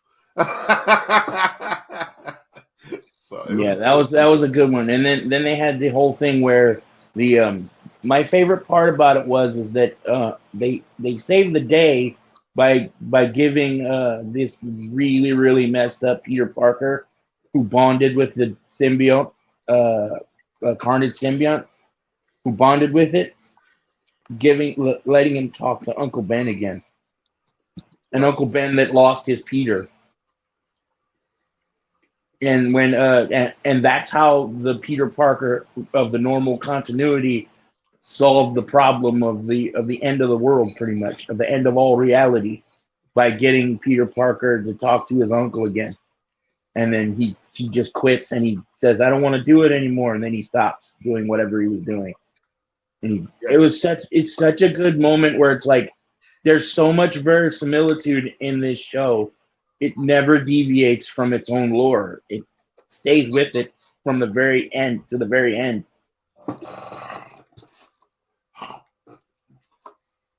And then he goes off with Madam Web to find Mary Jane. Yeah, and then there's like Mary Jane and Peter Parker. There's no bad day. There's no one. What do you call it? One bad day or one. Which that's something I must have missed because I don't. When did Mary Jane disappear? I thought she disappeared. She disappeared when he was fighting the Green Goblin. When he was fighting the Green Goblin, and she got sucked into the portal, that portal thing that he had, that he stole from the Spot Man. She disappeared into there. It was when it's the whole thing from the Sam Raimi movie with a portal gun, with a portal device. It's that exact scene with the portal device, and Mary Jane was like wearing a wedding dress or whatever. And they had a Clone Saga gun in the Sam Raimi movies. I don't remember that. No. Without add that into the scene and have Mary Jane Watson from that movie get sucked into a portal, and you have the one from the animated series. Oh, okay. And then you have like months and months of Spider-Man actually marrying a clone created from Hydro Man's DNA. Yeah. And that was the Clone Saga of that story. It didn't go on forever. It was a couple of issues, a couple of episodes, and it was over.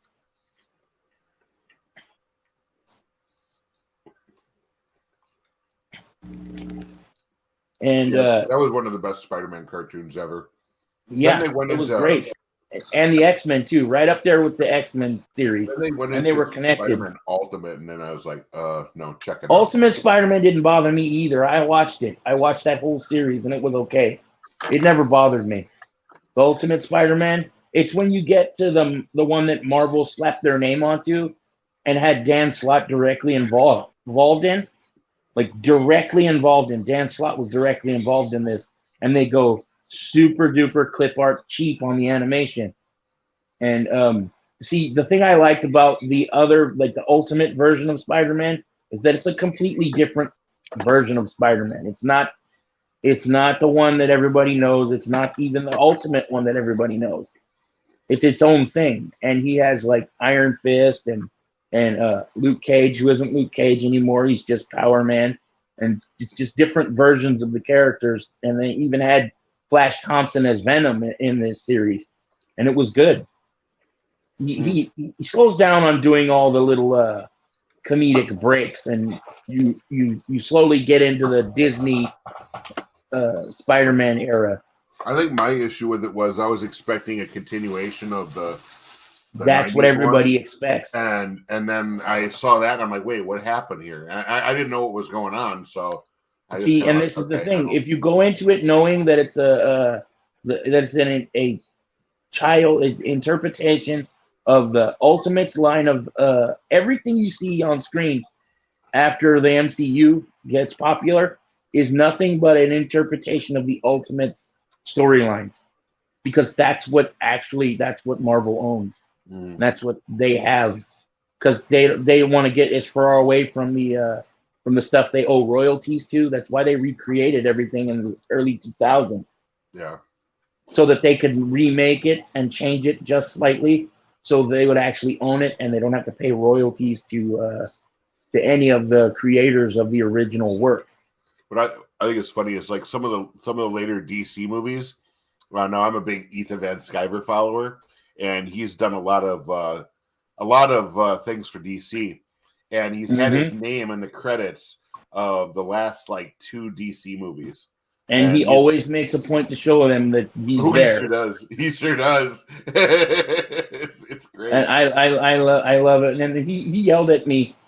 He yelled at me in the chat yesterday because I told him it was a bad look when he what he said about about he said something that was like, dude, that's not cool. All the stuff that he's been saying about we're making things, you know. He said we're making things and kind of dismissive of like Gary and those guys and calling them just YouTubers. It's like that's not cool, dude. That's like putting your thumb in the eye of you don't need to be doing that. And that's what I meant by that. And he took it the wrong way. And he understands. I know he knew because that's why he got upset.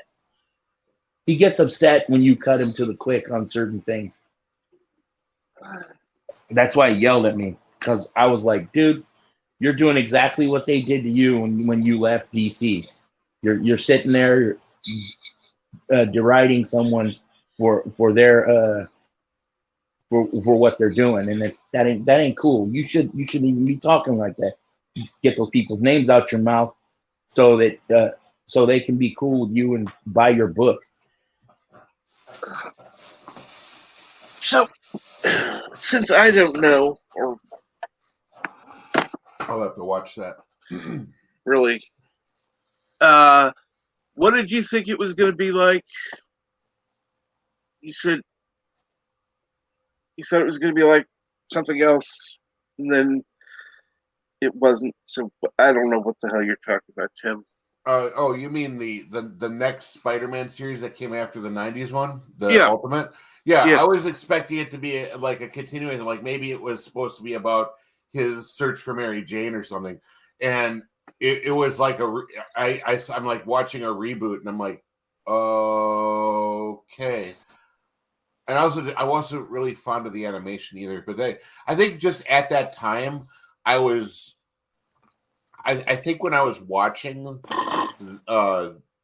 the other show, because it was still on Fox, I was married, so it was 2001 when I was still watching the other show, or 2000, and then Ultimate Spider-Man showed up, and I was kind of like, it was a completely different show, and I didn't understand what was happening here because I was just, because it seemed to come out like they stopped showing the '90s Spider-Man.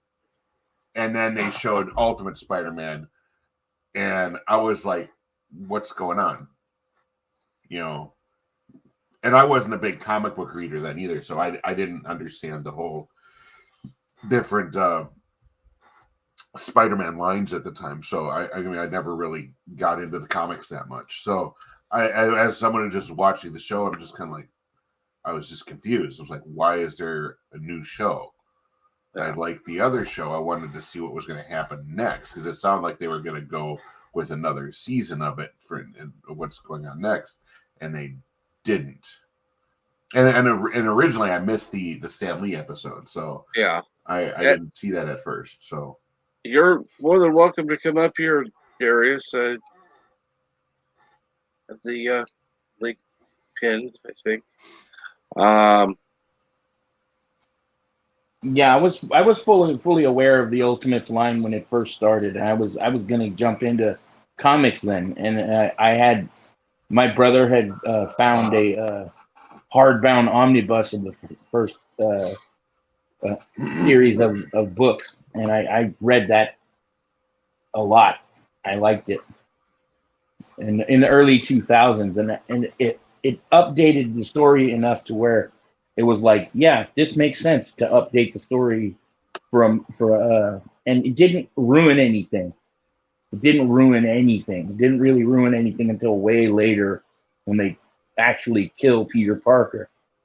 And I was out of the comic scene after that. Before that happened.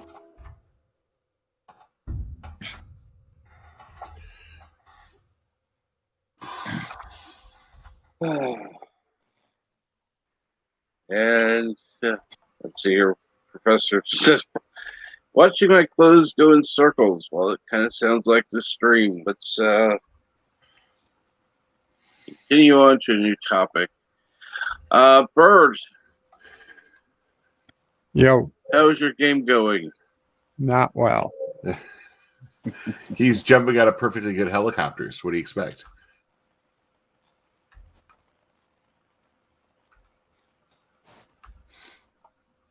Well, My brother indeed. plays the game.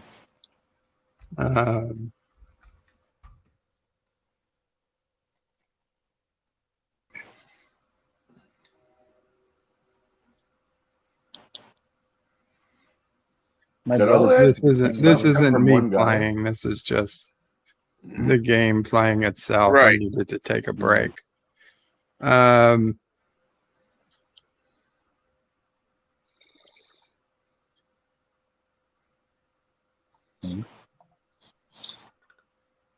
Let's see. What do we got? What's some interesting stuff going on?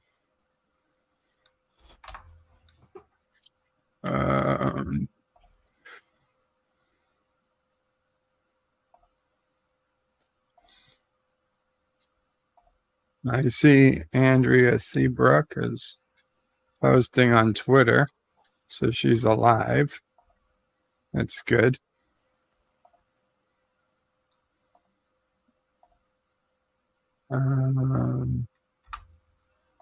I did accept Vile's challenge to be on his Jep Nerdy, Star Trek Jep Nerdy in a couple weeks.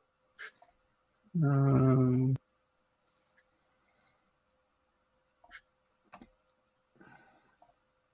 see.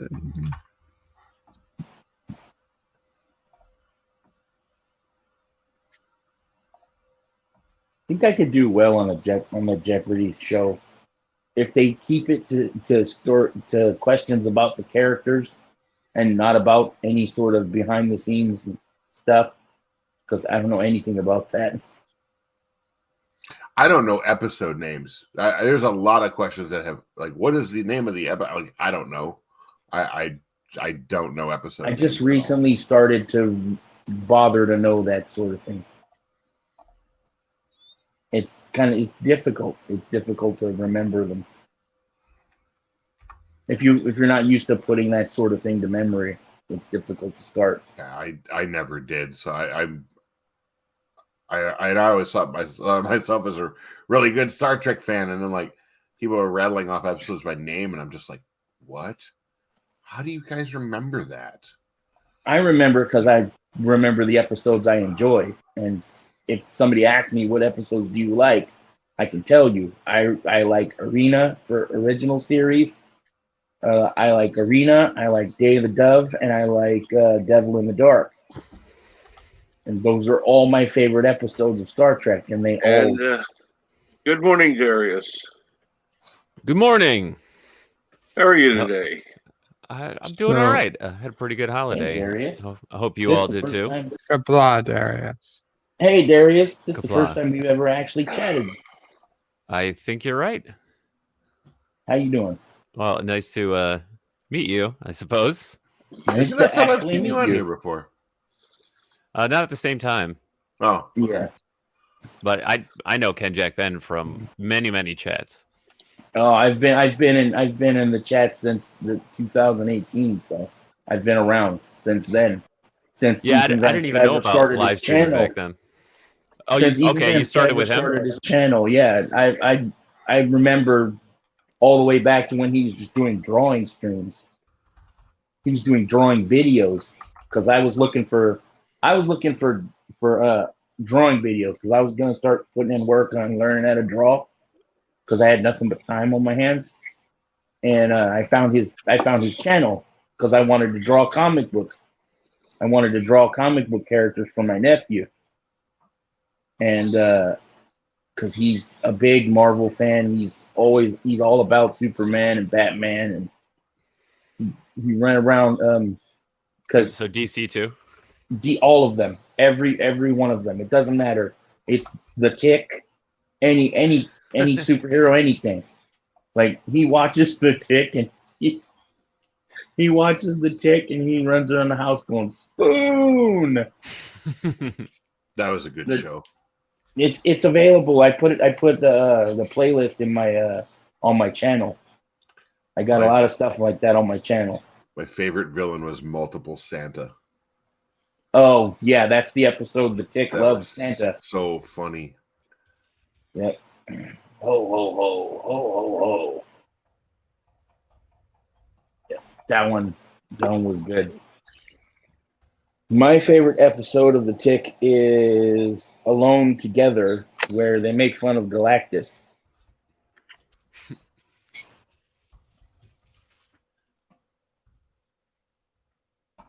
That's one of my favorite episodes of The Tick. What do they do in that one? Basically, the Tick gets blown up because he's trying to remove graffiti from the moon, and he gets blown up, and he flies through space, and he crashes into this guy. And Omnipotus? Omnipotus. He crashes into him, and then he helps him with grooming. He basically crawls all over his body in a golf cart, and clips his eyebrows and his fingernails, and Omnipotus, he's all like, I've been wondering what to do about that unibrow for eons. Wow. and then so the Tick steals his shoe when he finally realizes that he's going to Earth to eat it. He steals his shoe and he flies to the planet because everybody thinks he's dead. And then you get to see Arthur have to deal with the fact that the Tick isn't there anymore, and he starts sidekicking for other heroes. And everybody's treating him like a wounded warrior because they think the Tick is dead. Mm-hmm. It's hecka funny. And then the Tick saves the day by crashing and then telling Omnipotus not to eat his plant because they're friends. Right. Yeah.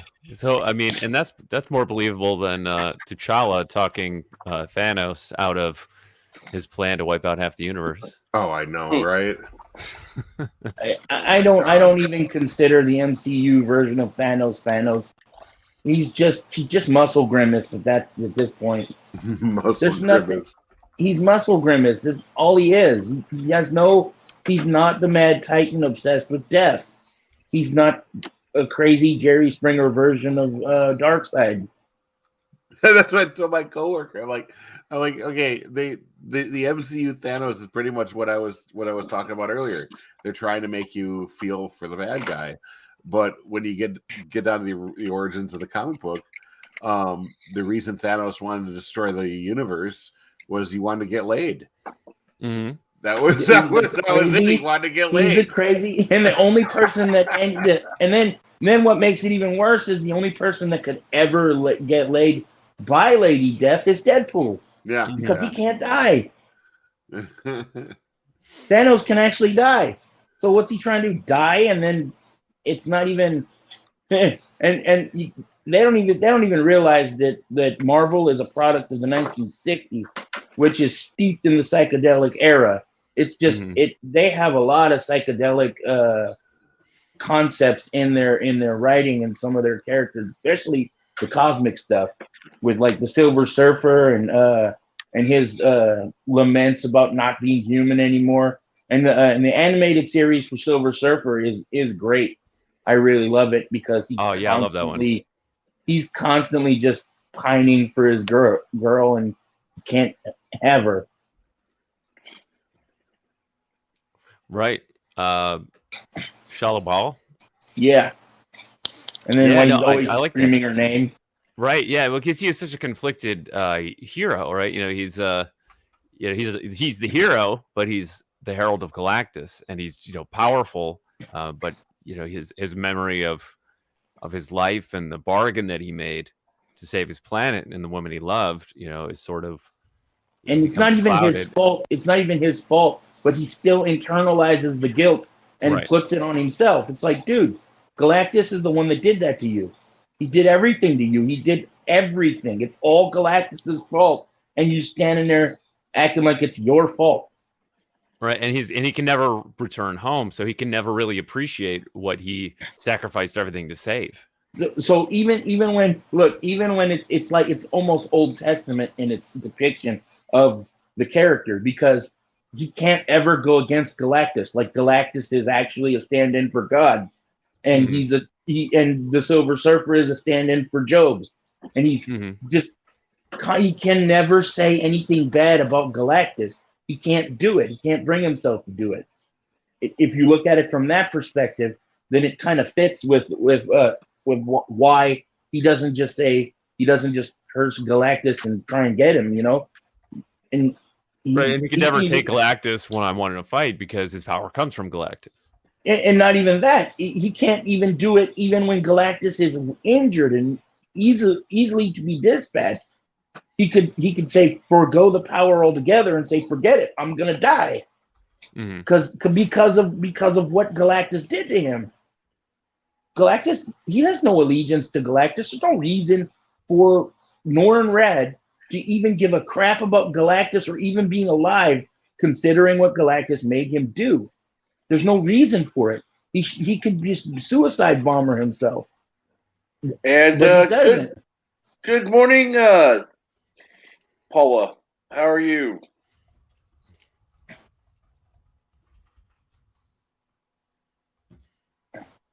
Oh, I thought they were in the chat. I thought they were on the show. That's why I was quiet. Oh. So did I. I don't have the screen up right now. I couldn't see.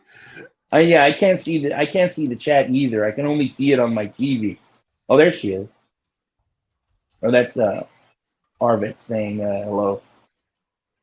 But anyway, how are you today, Paula? Like I was saying, where's she at? I still can't see her responses. Keep going. Now, Tim. Tim, have you ever seen Corridor Crew? No. They do special effects stuff and deep fakes. This is from an image of Thanos. Hold on, I gotta back it up a few seconds. Where they were basically taking characters and their new software. Yeah, their software can make a real face out of characters. So they took the CGI Thanos, and then the computer turned it into a real face. So all those weird knuckle looking things on his chin just got turned into a goatee. Dude, share the screen. Can you share the screen, Cap? He could probably just supersize me for a second. Yeah. But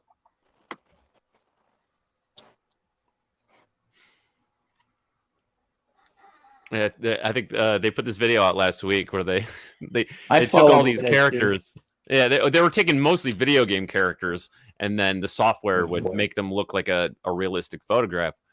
And so that one just tickled me since we were talking about Thanos. Okay, now I can see it. I was waiting for it to pop up on the screen here, but this is the videos behind. Funky chin and the facial hair.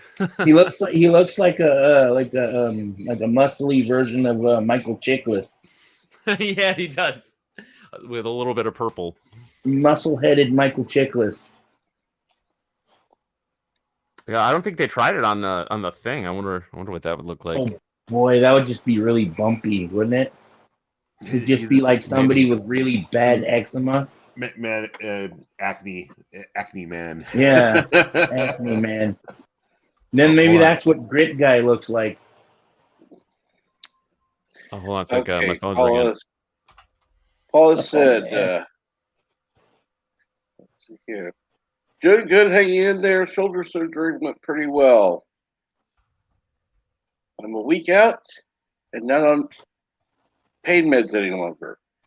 It sucks not being able to do stuff with my right arm. Oh, yeah. Like I said before, Paula, follow your doctor's orders and then follow your therapist's orders. Because they know what they're doing.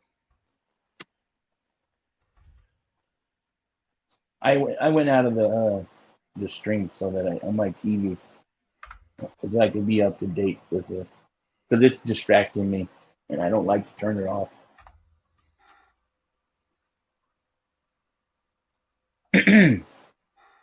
But you know how I was saying about the Silver Surfer? It's just I always liked that character because of that because of the that animated series.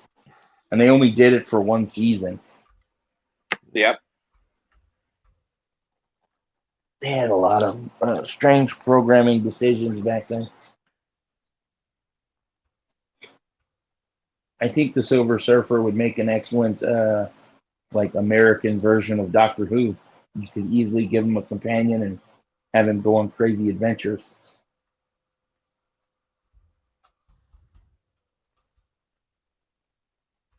Because the Marvel cosmic universe can be just as weird as Doctor Who. Yeah, I regrettably never got into a lot of the other comic books, so I never read a lot. Just never had the opportunity. So yeah, You can get a lot of it from like I used to read synopses of characters, like just nothing but text of certain characters I liked. I would read the synopsis of the characters, and it would be like their entire 60-year history in a 12-paragraph page. That was on Wikipedia. yeah. I mean, I can understand how you get and something out of that. Yeah. What the heck is that noise? That is Captain Trek. Yeah. Children? Uh-huh. I know that. I got children around here. Rugrats. So. Yeah. Just noise for no reason. Had to go get coffee, so yeah. Oh, you know what to play. Oh, please. Okay. I need to get some coffee too, so I'm gonna go in my kitchen and make some. Listen to me very carefully, because I'm only going to say this once. Coffee. Black. Coffee. Black. While I've got your attention, there are... Coffee first. Well, this mentor would like another cup of coffee. I'm just gonna have to give up coffee. Want some coffee? If I'm not mistaken, that's your third cup this morning. Fourth, and on a day like today, it won't be my last. Coffee. The finest organic suspension ever devised. Commander, set a new course. There's coffee in that nebula.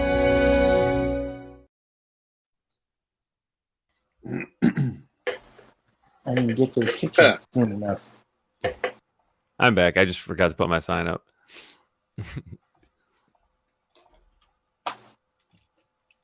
Oh, it's good. What's going on? Oh, with me? I just had a phone call. I'm gonna be on mute, you guys. Okay. All right. Let's get back to the chat, see what's going on. Okay. And good morning, Deej. You are more than welcome to join. Deej.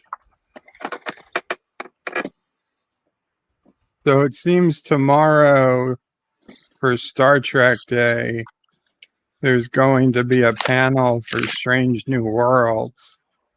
And some people are expecting the trailer to drop.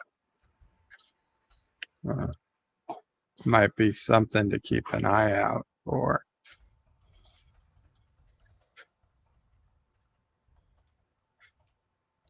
Are you anticipating it? I mean, I wouldn't mind seeing a trailer, personally. I don't know that I'd give a crap about the panel, but I guess I'd watch since nothing else is really going on. As long as it's not happening at the same time as DS9 Wednesday. Yeah.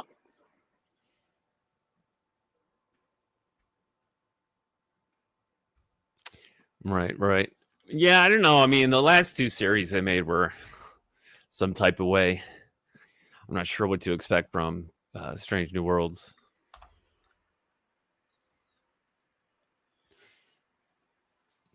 But it's basically a spin-off series for Captain Pike, right? Yeah, I think so. And good morning, Deej. I did actually. Timmy! There we are.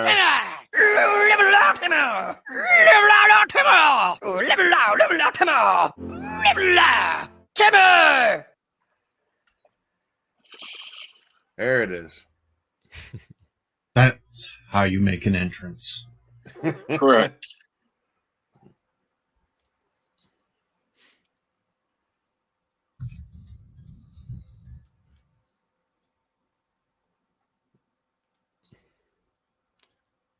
Oh, Tim, I found another one for you, just for you.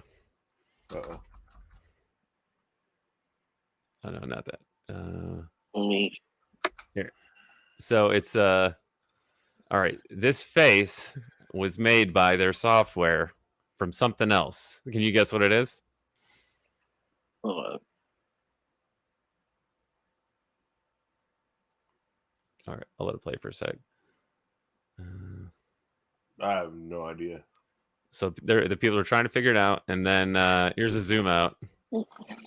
Oh shit! Nice. I thought it was somebody stuck in the Arctic Circle or something. No, it generated a whole face just from Jar Jar's eyeball.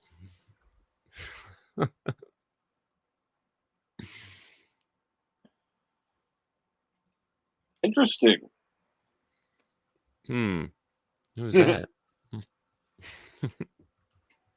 I don't know, but he looks precious. Right.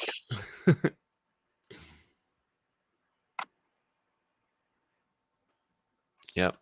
Nailed it.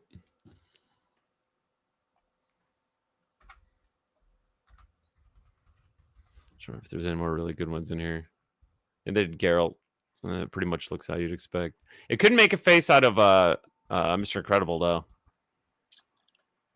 For some reason, I think his mouth was too small. But it could make a face out of Jar Jar's eyeball. Yeah.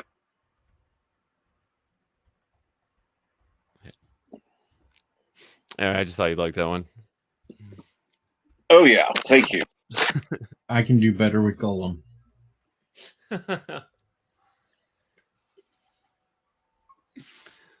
Just what we need is a Deej Golem.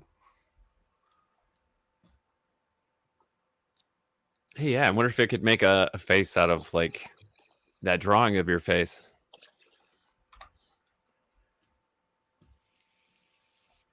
Cap, check below. Yes, sir.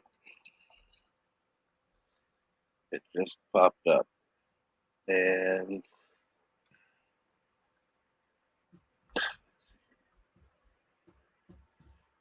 there we go. I can do much better as Golem. I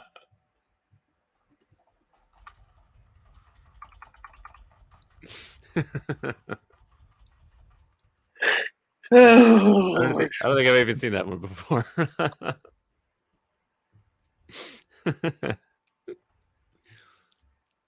Is it from Reface? Yep.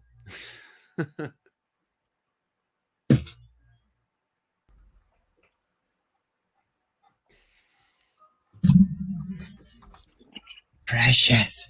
Oh, my little precious.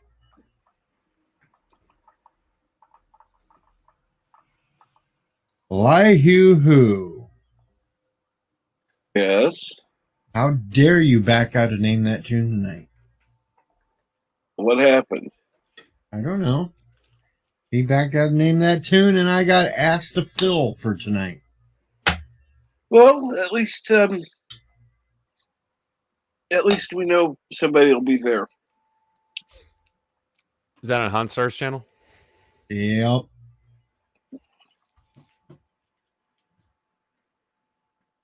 I have to whip up on the others.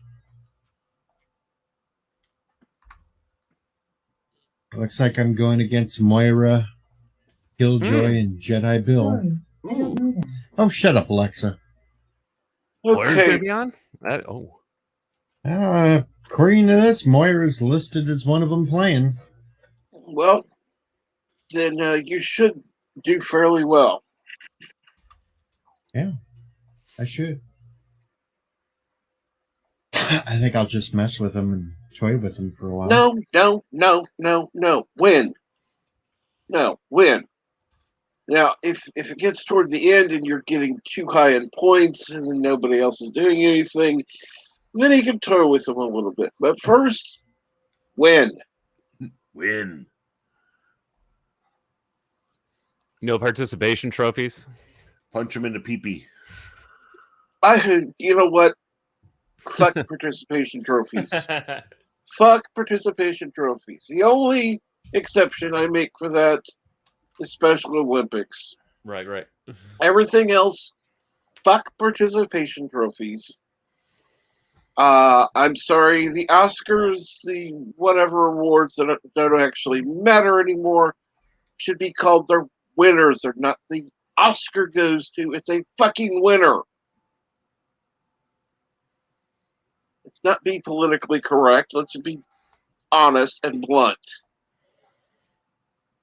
And besides, we all know it's bullshit anyhow. No, the Oscars are so legit. Bullshit.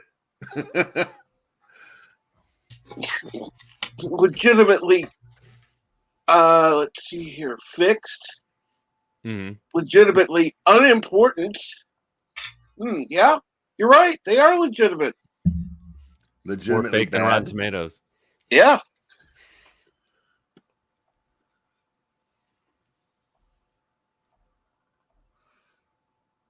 Eli says today is Star Trek Day in Europe. It's 7 of 9 day. Is that true? Yep. Well, no. Yeah. 9th month, 7th day. Yeah. Well, it is. Yeah, it is the 7th day of the 9th month. But I don't know if they put the day first. So it would be 7. That's. I got you. Yeah. I get you. That's why you said in Europe. Sorry, I was a little slow on that one. I thought you meant, that they actually hold Star Trek Day on. Wait, because it's isn't it like tomorrow, or is it today? You were talking about it earlier. It was like the day that Star Trek first aired.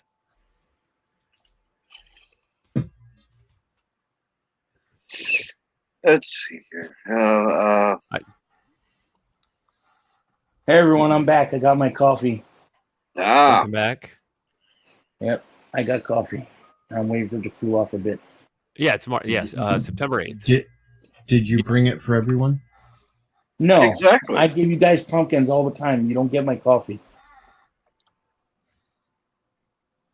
Bird of Prey's got a black screen. The viewport's dead. He must be getting ready for Oh, I didn't know it was dead. It probably crashed. You getting ready for DS9 Wednesday? It's a little early there, Bird.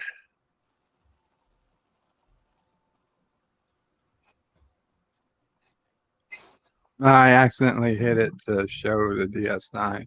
Or the Bird of Prey screen. Yeah. That's what's the problem.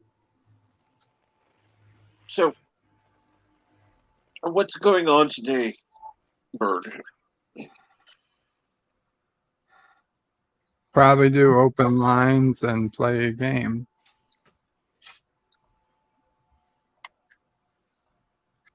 Although Sassy's got a vet appointment, but I don't want to say it too loudly.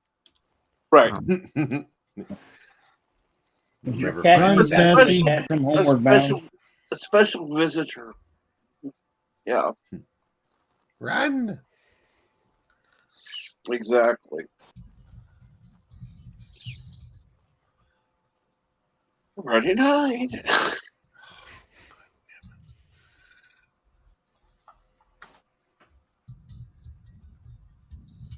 So what is the visit for?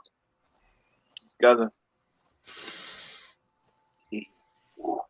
It's an annual checkup plus rabies shot. Oh. You gonna get some horse pills while they're there too?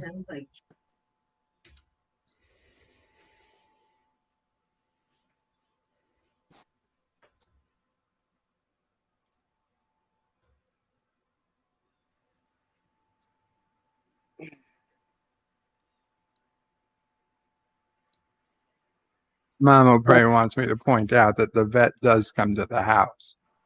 It's not that she has to go out to the vet. Yes, which is absolutely wonderful. I don't know how she would get there except by Uber, but. Hey Tim, is that anime character from a specific anime? No, that's just the spank material. Oh, okay. Isn't that what all anime is, anyways? I don't know. I don't spank it to anime. No. No.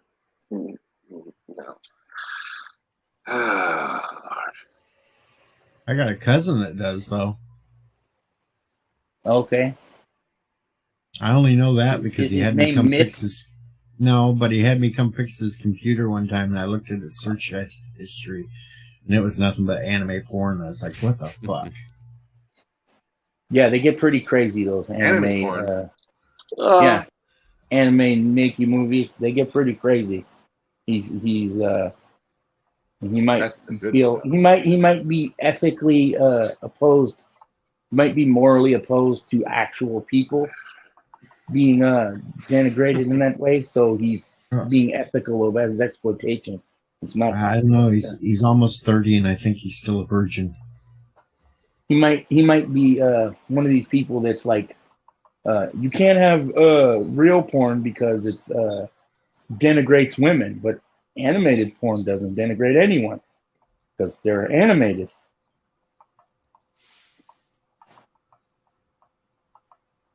You find a lot of arguments on that. True. Yep.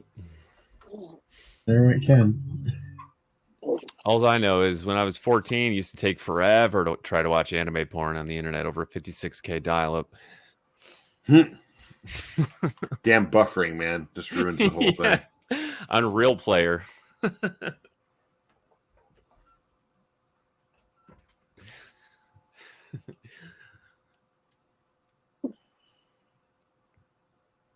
No, a lot of people who watch anime are more into like just sort of the suggestiveness of it. And it's like my best friend watches way more anime than I do. He's got like Crunchyroll and Funimation subscriptions. And it's like,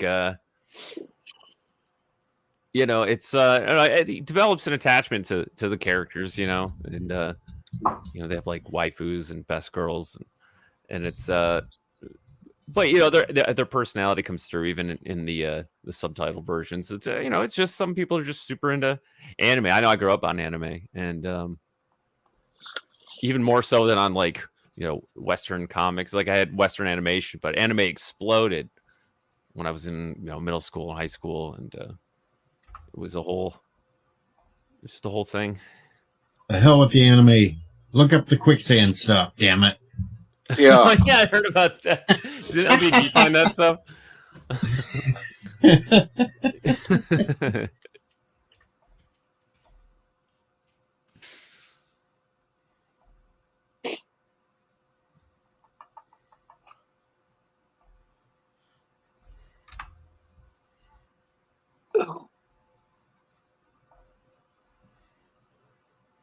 So, what time are you going live, Bird?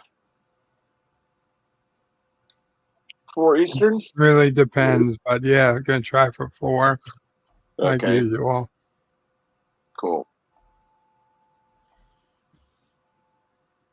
Sounds good, Dean. You got anything going on later today? No, I'm probably going to have to make a couple of birthday videos and get them out before I forget. Maria's birthday's coming up soon, so I can't forget hers. Oh, Maria from T and Telly? Yep. Oh, cool. I'll have to wish her happy birthday. Are you on Cameo yet? No, I'm not doing no damn Cameo. Why not? You should. And don't listen to PJ, because his last live stream I was sitting in the chat with, he kept trying to convince everybody I had an OnlyFans account. Well, you ought to. You don't? No. Yes. You know, OnlyFans is not just for adult content. You know, they made that clear a couple weeks ago. Your onesie, you know, suits and birthday videos. I explored that site once, and that was like, well, after the whole the debacle, I was just curious about it, and honestly, I felt clean going back on Twitter. Twitter was like taking a cold shower, and Twitter has actual porn on. Yeah, I mean, this is the most worthless freaking site I've ever seen. Yeah, they sit there and they want you to pay to join it and everything else. Fuck that shit. Yeah, that's like what? What's up, LDG? I've never wanted to go, and now I know I don't have to. Yeah. Well, let's just say my curiosity was satisfied. That's all, and not in a good way. Was there a quicksand on? But from you, that's saying a lot. LDG, never do that fucking shit again. I wanted to say it that way on your posting, but I kept it nice. You're referring to a certain video he made, right? Yeah. Yeah, he kept asking me, did you see my video? I'm like, no. Why not? I looked at the thumbnail, and that was enough. Yeah. Though it was kind of funny at times, it would look like she was going bald.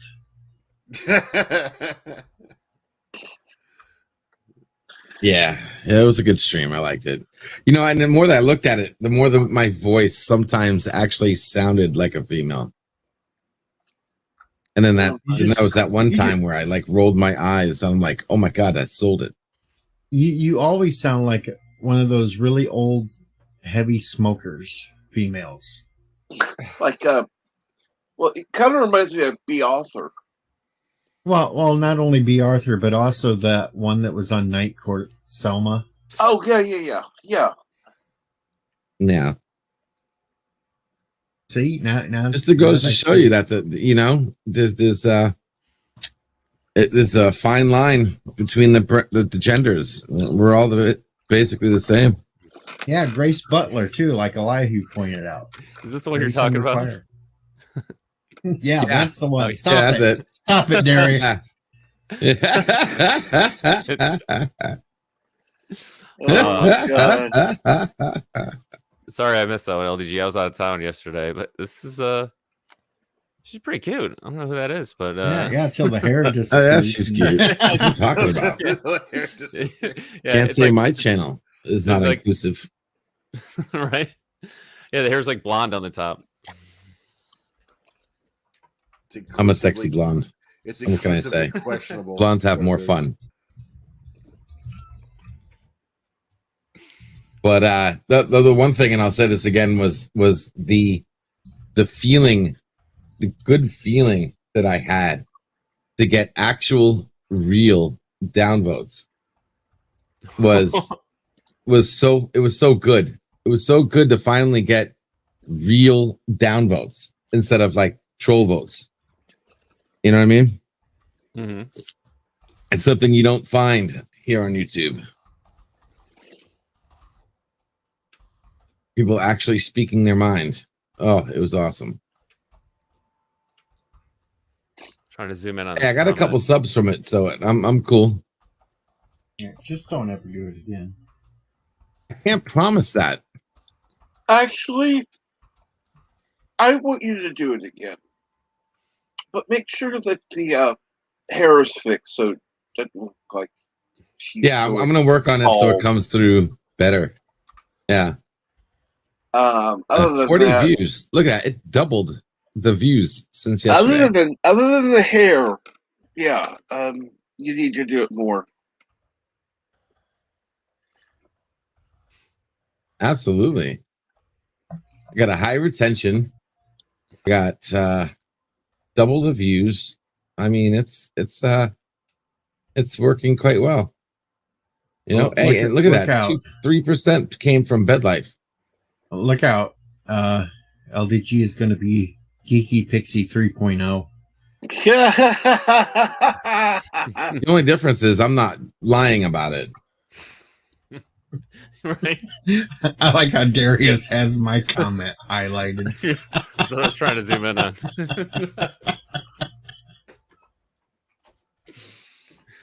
I'm surprised I didn't get more comments. I was a little disappointed with the limited comments. That's it. I was expecting some crazy comments on that video. LD Gina? LD Gina. Legina. Legit. Legit. Okay, whatever. LD ma'am. All right, you have 2 comments. Call me ma'am. It's ma'am. Okay, I'll say do it again one more time. And when you do it, just look at the camera and go, it's ma'am. Oh, shit.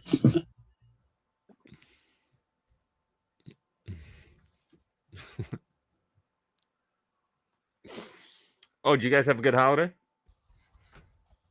I worked, so I worked and then I hid out for the rest of it. Yeah, I forgot that I had the day off because I've never had like federal holidays off at any other job until my new job. So I forgot that I would not be working that day.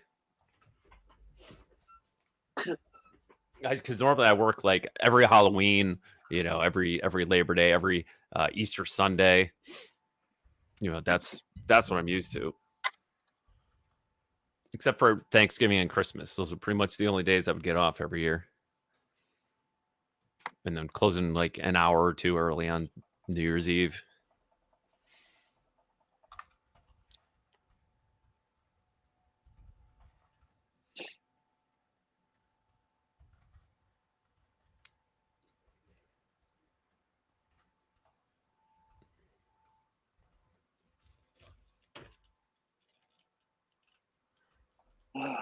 Sorry, did I bring the conversation to a screeching halt?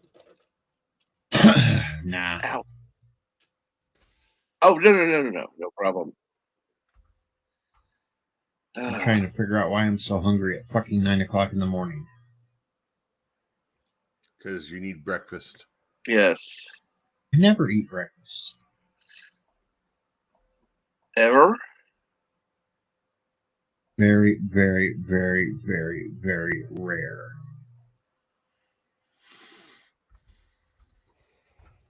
I don't either much. Should try to. I did this morning though. I was hungry. I'll give it another hour, then I'll go make a brunch. Okay. Yeah. Your choice.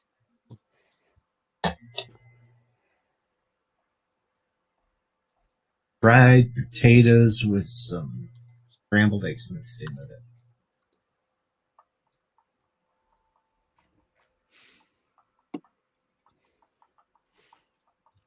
Deej, do you live on a farm? I grew up on a farm. I work on a farm, but I don't live there now. All right. I had to reschedule my eye appointment today. Oh? Oh, 1 o'clock. Yeah. Ah. I was supposed to be leaving in like an hour, but that'll be one of the fields that I showed that we'll be picking within a week or two. Now what did I miss? What's this?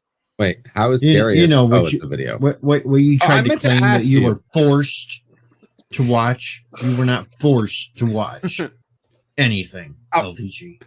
Of course, I was forced to watch. I mean, with the clickbait that you had, you basically forced me. You removed my ability to choose. Master your question: why is the corn in front of the front row look dead?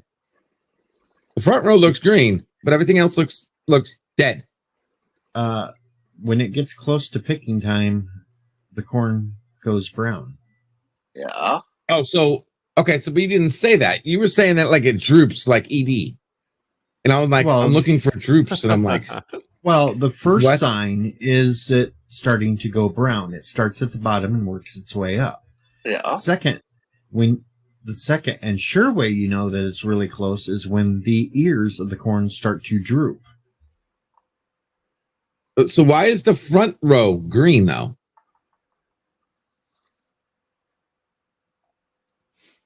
Like, were they laid at a different point, or Well, like? Well, some of the fields were planted at different times. But it's just the front row. Like, yeah, like if you look at it, perimeter corn looks more green than the interior corn. Yeah, the interior corn looks like dead brown. Like, No, you can, like, it's not completely dead brown. No, it's just the way the camera picked up all the brown leaves. It gives it the optical illusion that everything That's is what I was brown. going to But ask. it's still, it's like it's all mixed together, but it's an illusion where it looks. It just looks like the front row is green. Okay, so shitty camera effect. All right, got it. come on, I'm dealing with an iPhone here, folks. They're supposed to have some pretty good like cameras on them for all the spying they do. Yeah, but the iPhone's like a 6, so it's quite old. You know, I mean, iPhone, the official phone of Australia. I mean, yeah.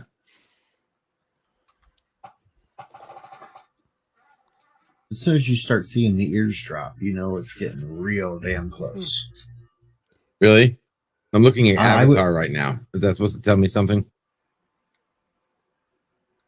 Yeah, I'm real. I mean, close. you're ready for picking. Yeah, because your ears are starting to sag. I just saw this comment from the Random Menace. Yeah, Straight from the corn hub.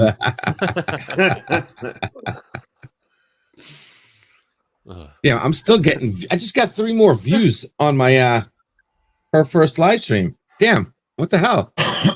Yeah, let's see you get like 600 in 2 days. I'm telling you, like, if this gets viral, I will laugh my ass off. Now I just need like 600 subs from it. Get my ass monetized. You didn't say anything about the little raccoon in my corn video. LDG. No, I didn't actually. But you know, you didn't watch it all. I was getting kind of worried since you ran over a skunk last time. I didn't hit the skunk. The boss did with the combine. I only went back and filmed it as it was dead in the field. Yeah. All right. And since, you know, Deej was like, "Oh, this is views right here. People want to see a dead skunk that we killed," and sang the song, "Dead skunk in the middle of the field." It's supposed to be in the middle of the road, but hey, I can change the lyrics. Yeah, you can. Why am I not? Yep, it falls under parody. Oh yeah, it looks like I'm. If you change the lyrics, it falls under parody, right? Right. Yeah, right. Besides, So, we usually there's usually one skunk that gets hit every year. Good morning, Samuel Simpson. I don't recognize the name. How are you this morning?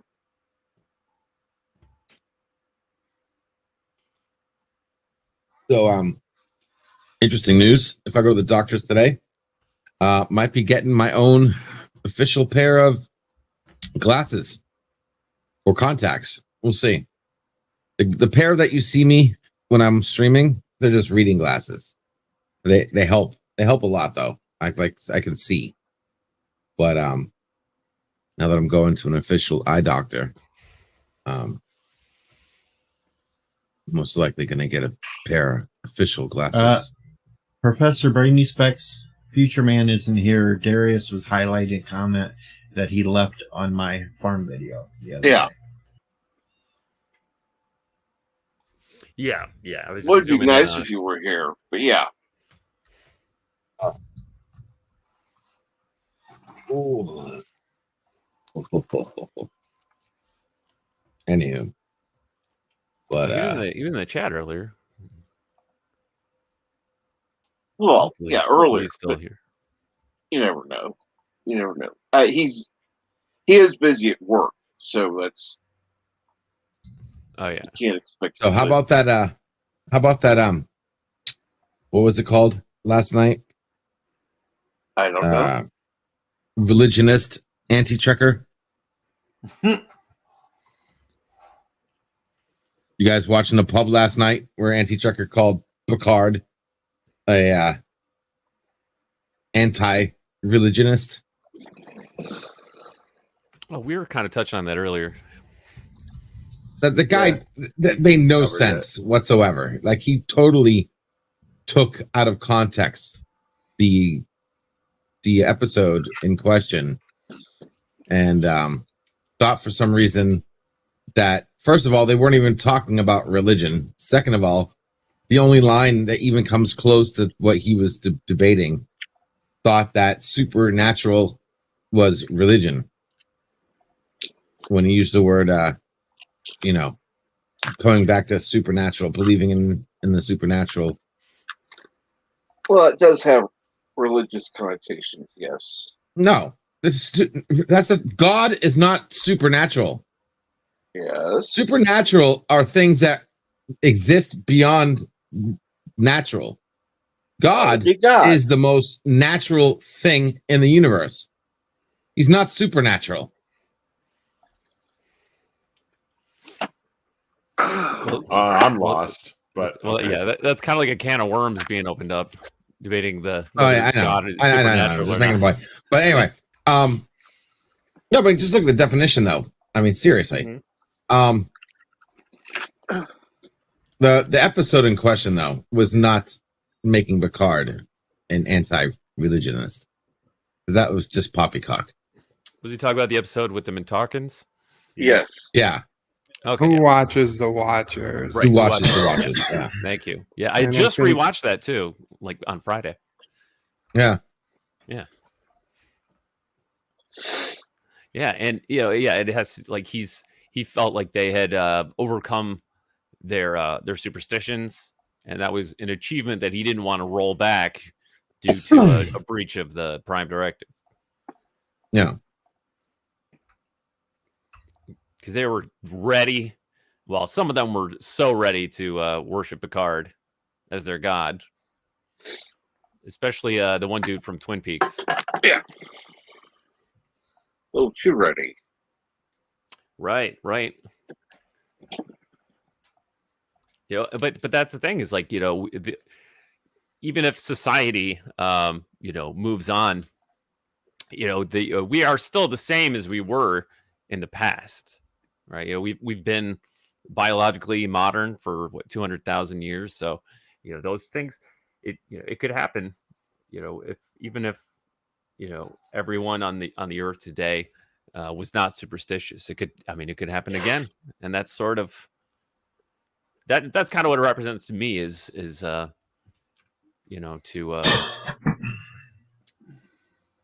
again, like, I'm not saying that believing in God or having a religion is superstitious. I'm not saying that at all.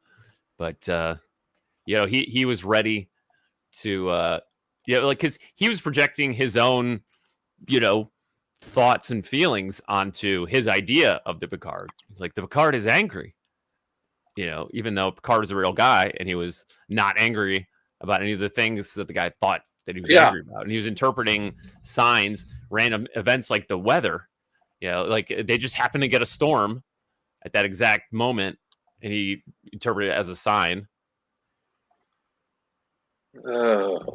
60s Discovery. Talking about Strange New Worlds? Not yet. Not now. 60s Discovery. Because it takes place in the 2260s, right? The original series and Gesundheit. Because okay. I know what. Yeah. The original series took place exactly 300 years ahead of the time that it came out, right? I don't know. 2266 to 2269, I believe it did. Which would make it easier to keep track of the timeline.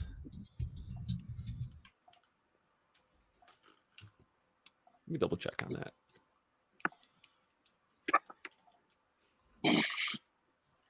Cinnabon, all I have to say is you're supposed to be sipping the sake, not gulping it.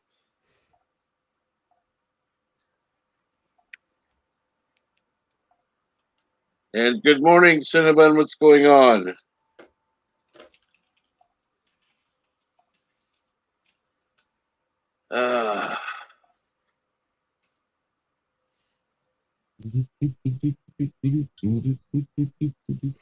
Why are you doing Baby Shark? I don't know. Because fucking Deej. Because Deej is an asshole. I didn't do it. Deej. Yes, you I did, didn't do dude. it. Oh my god. Just Please being nobody here. sing that. Yeah, like you sing it like it's your fucking entrance song. Like if you were WWE, it would be do do do do do do do do do. Oh my god, the Deej. No, yeah, dude. It's like saturated. Every time I see you, my brain just starts singing that song. Yeah, but I wasn't the one doing it this time, so stop blaming me. Who did it? Or I will do it. LDG was doing. Oh. Shut up! Don't need it repeated. You Dear Lord. did it. Just like Tim and his fucking Star Trek song last night, right? Baby, LDG, baby, LDG, LDG. You guys are horrible. I hate you. Thank you. Thank you.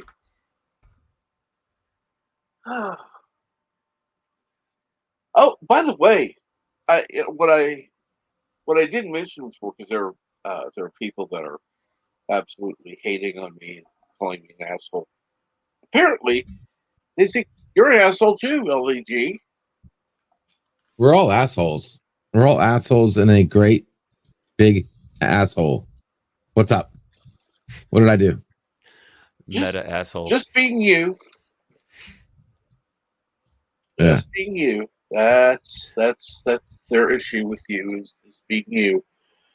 Like a fractal of assholes. Who are we talking about? We're not mentioning names, you dimwit. Okay. I mean, we're talking about like people I care about or people I don't care about. Hell no. Okay. Why would you care about Well, of these course they think I'm assholes. People like that are afraid of change. Anything that challenges their status quo, they're going to call an asshole. It's the way it works. People not open to change are going to go extinct. So Yep. I don't care. It's all right. Let them believe what they want. There's nothing we can do to make them change. Oh, well, I just find it funny because I am being told what's being said. And yeah, but the few people that are telling me about it, it's like, yeah, thank you. But yeah. One person's like, well, I probably shouldn't tell you this, but yeah, I already know, but thank you. Yeah. Yeah, I got to admit, I was quite surprised how many people were loyal enough to come to me and give me screenshots and shit. Oh yeah. Oh yeah, exactly. It's all good. Because you know why? They're gonna die. We're all gonna die. Okay? No one's perfect. Oh, no. We're all dead.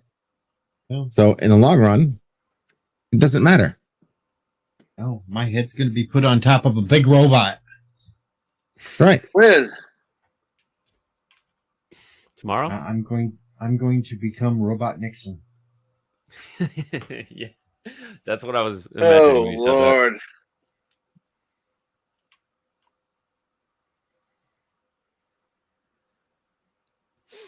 And LDG, Supreme Overlord. It's assholes all the way down. Yep. Mephisto to my elbow. Tim, what the all hell the are you doing? way to the elbow. Hey, Tim, who made that video? I saw that. This is the person who's going to content match Captain Stream is who made it. I'm not playing the audio. It doesn't matter. Anyways, yeah, it's a channel called Pogo. He does a lot of clips. He'll take clips and make music out of it. There's actually a song. I didn't play the audio because I want to be. I've heard the song. I've seen that clip before, but I've seen the song's amazing. Yeah, I've seen someone use it as an intro on their live streams. Yellow Flash uses it in his intro. Right. Pogo. Yeah, it's really good. Yeah, he probably has permission to use it. You know, hopefully he does. Right. Well, because he hasn't got a content yet, but yeah. Right. The first time I saw it, I was confused because I thought he made it because he's using it as an intro. That's what I thought too. But then I saw the Pogo's got his credits in it, so that's when I checked out his channel, and he's got a whole bunch of different stuff.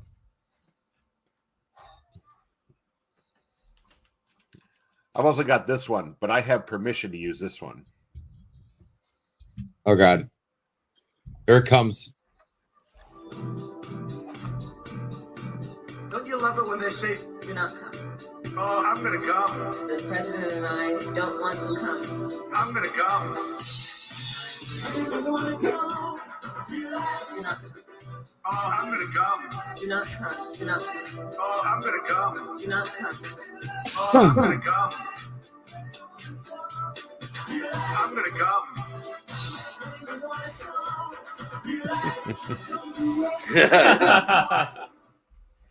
Now, it's amazing how they can make words today, and they make word that means another word that everybody says not to mean that word. So, I mean, it's just so funny. Yeah, I love that video. It's funny. I mean, it's just so funny. Anyway, I gotta go, and then I'll come. So, be right back. Absolutely. He saw Camilla, now he's got all excited. Kamala. The Ugandan giant. What? You say the Ugandan giant? Yeah, Kamala. You don't know that? No. Here, hold on. I'll find a picture.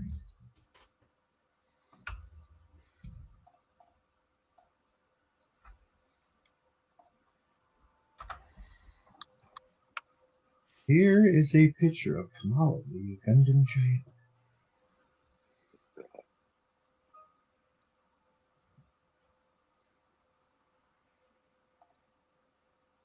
Very popular back in the day. Oh wow! Yes, he was a wrestler. I remember that guy. Yep. That guy was funny. What a weirdo. Oh shit! Oh wow! And his name is actually Harris. Yeah. James Harris. Yep. Wow. So now you know whenever somebody refers to her as him, you know what we're talking about. Yeah. Wow. He'd climb in the ring and slap his belly. Yeah. As you do. Wow. James Harris. That's wow. Yeah, now I won't be able to not think about that.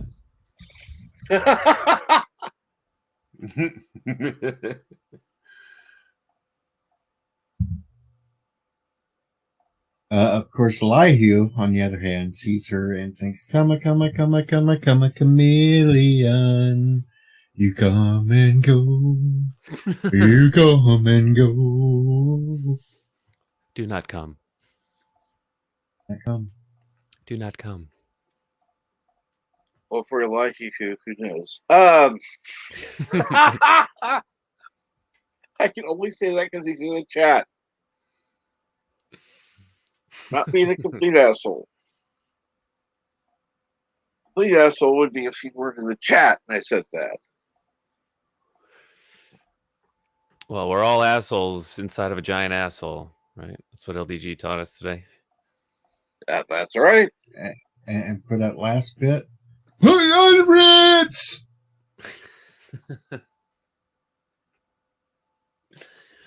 Do you guys remember the movie Regarding Henry?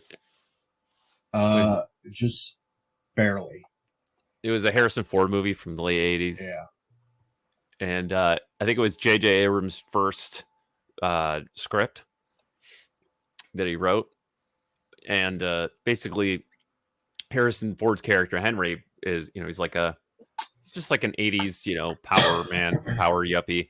and with a executive job, but he gets he's in an accident and he gets amnesia, and so he doesn't remember his life, his family, his job, but he has this weird attachment to this framed Ritz crackers image that and he doesn't know why, and he's just like he's carrying it around. He puts it up on the wall, and it's like what is the significance of the Ritz? And J.J. Abrams, genius as he is, just had it as like the Ritz Hotel is where Henry and his mistress had their secret trysts and affairs, and that's why it was important to him. I know. No, I'm thinking more. No.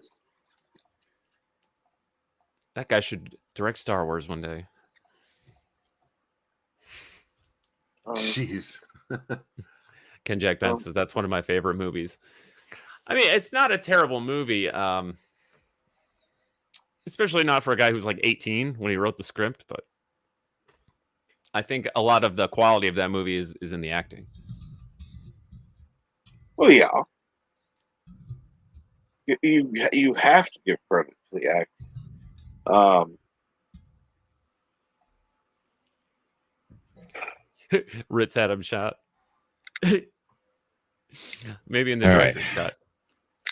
And Pickles is back. I've come. I have come. Yeah, I told you. That's what he was I'm doing. not playing it again. I'm going to respect Captain Trek's stream. Do not come. It's worth one. This is not respect tube. And exactly. God.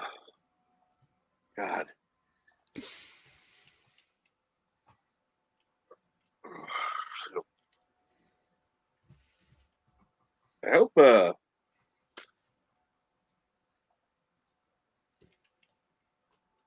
going on, Bird? Much.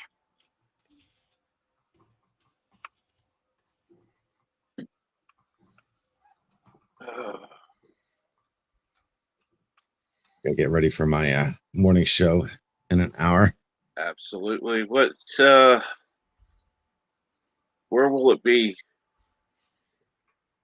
What? Where will what it channel? be? I assume you have having a link available. Oh, no, not yet. I'll get it ready. Don't worry.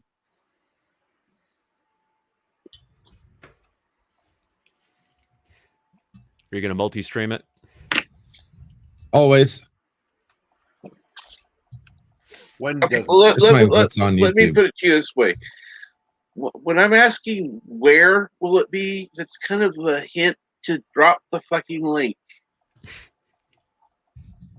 Dear God, I said I'm creating it. I know. When I say I'm creating it, that's a hint that I haven't created it yet. Oh, give me a minute. Jeez, Louise. Hey, Steven Crowder's back. Holy shit. Nice. Oh, awesome. Nice. Yeah, fuck yeah. He's live right now. Talking about Biden and stranded in Afghanistan. Wait, Biden's stranded in Afghanistan? No, Biden stranding people in Afghanistan. Jeez, Well, Louise. That's what it sounded like Money. you said. I was just playing with the words. Hello, Bill. Good morning, Jedi Bill. Good morning, Jedi Bill. What's going on?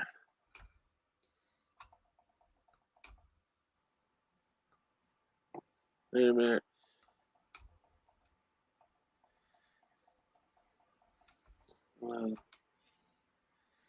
The chat jumps.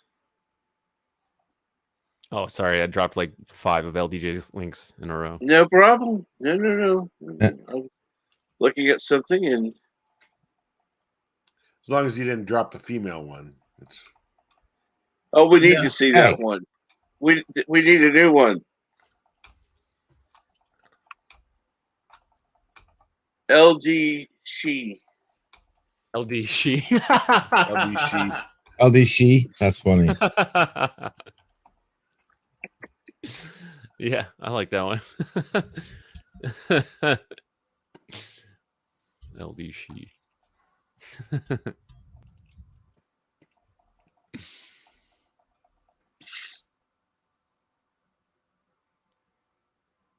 Yeah, hey, you could do a whole other spin-off channel with just her. Oh, you see that when she turns away? All he'd have to do is do his normal stuff and then move that content over to LDC, and people would watch. You know, just the female portion, of course. And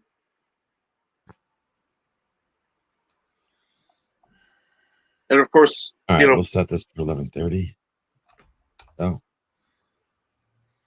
public done. Excuse me. All right, got los linkos. Good. Los dinkos.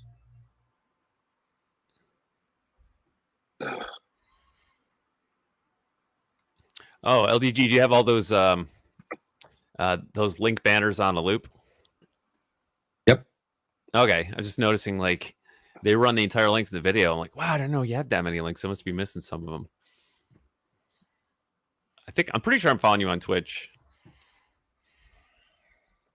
Oh. Because I just created a new Twitch like a week or two ago. You poor man, you. And I won a prize yesterday. I won a He-Man figure from Tommy. Oh yeah, I was watching when that happened. Yeah, I was too. That was amazing, actually. Yeah, I was impressed. I'm quite happy. I had all my He-Mans like taken from me, so glad I get one of them back. Make sure you keep this one safe. Oh, it's gonna be stay in the box in the whole 9 yards. I mean, keep it safe. Put away from everybody. You understand?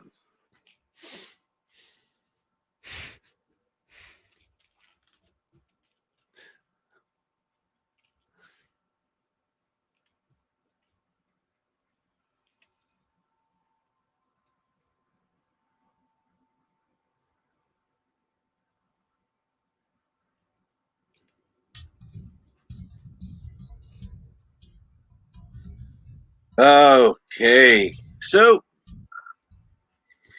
let's see here. I don't know what else is. What about waffles, Cinnabon? What about waffles? Blue ones? No. God, no. No. What's with blue waffles? Oh, Google it. Go. Google it. Go.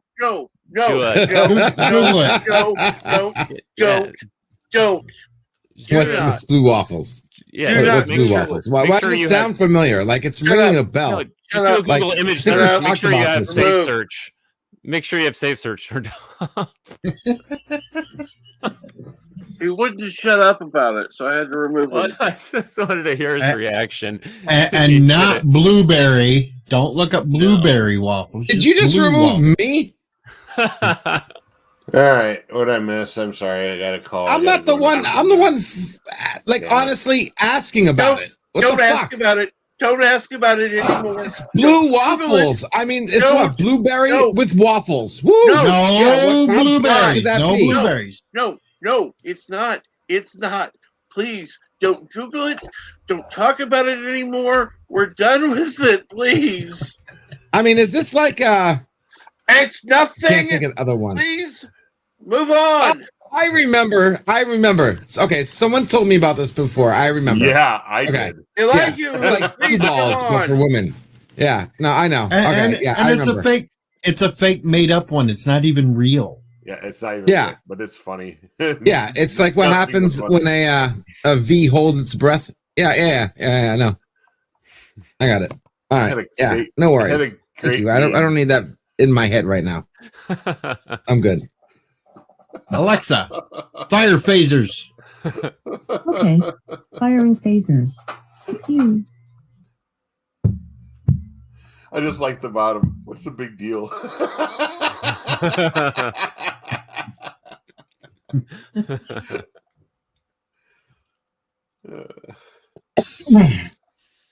Yes, I save many a memes because they never know when they become handy.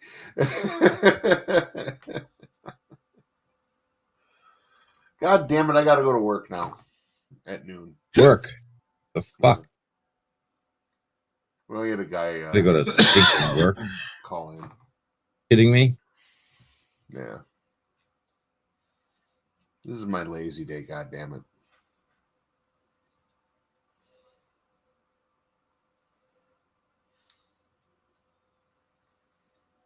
Yeah. I got to make some calls about medical equipment.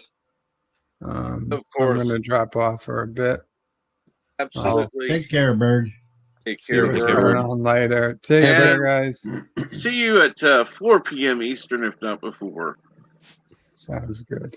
Kapla. Kapla. Kapla. Kapla. Blah blah blah blah blah blah blah blah. Kapla. I want to suck your kapla. Whoa. Whoa. No. Absolutely no. No. Keep your sucker to yourself.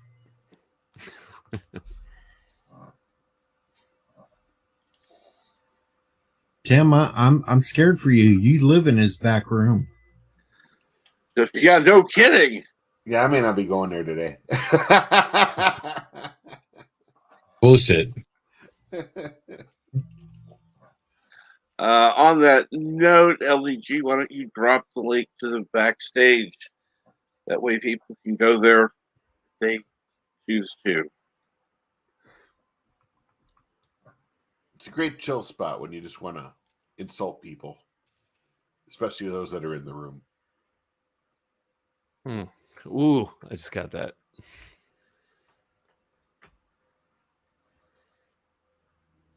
And Elihu is going to a pastry shop. Hey Elihu, when's your next episode there, Chief? You kind of like owe us an episode from last week.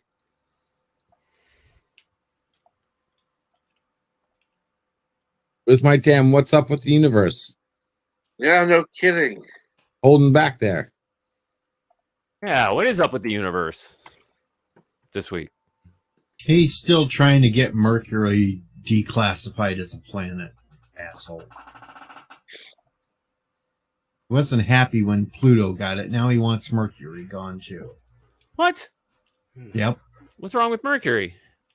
He doesn't want it to be a planet anymore. What's it supposed to be?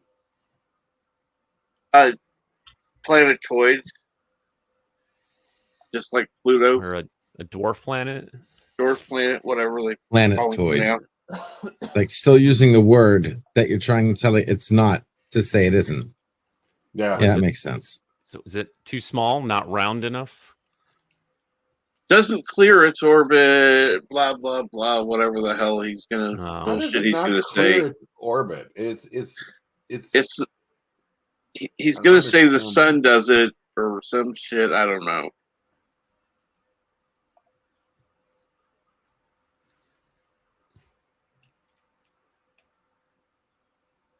I guess I'm on the annals of why does it freaking matter? You know. Well, that was the issue with Pluto, right? It was just like it's considered a Kuiper Belt object. It's a trans-Neptunian dwarf planet. And its moon is, I think, larger but less massive.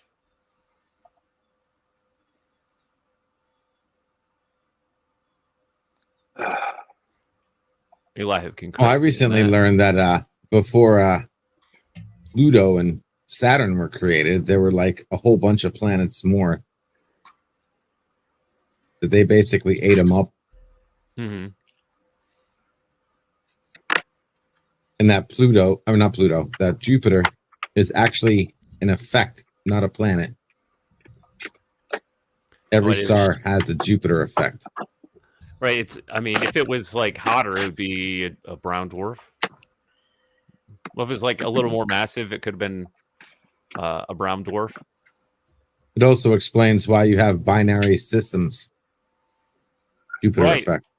Right. Yeah. If Jupiter's mass had been above a certain threshold, then it would have been hotter, and it would have been a second star. Yep. Without the help of monoliths. If anyone's seen 2010, the sequel to 2001, where the monoliths basically turned Jupiter into another star.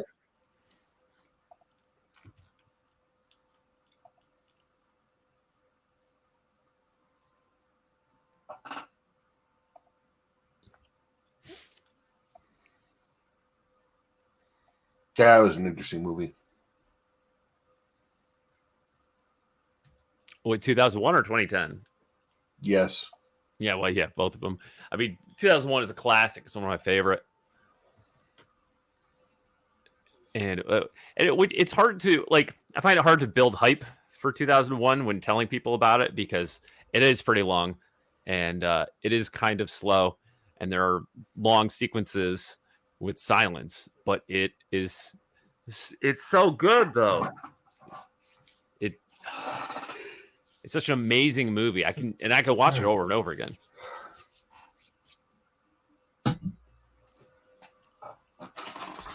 Well, fuck. I don't know. I think both movies are false advertising. I mean, look at us today. Are we anywhere close to being what they did in those two movies? No. We would be if we stopped caring about things like race. Yeah. Right. And we do have space stations, not giant wheels, quite like you see in the movie. And we don't have moon bases. And we don't have human beings going to Jupiter. Hey, we could have a moon base here in the next couple of years. Doubtful. Yeah, got to get all that sweet helium-3.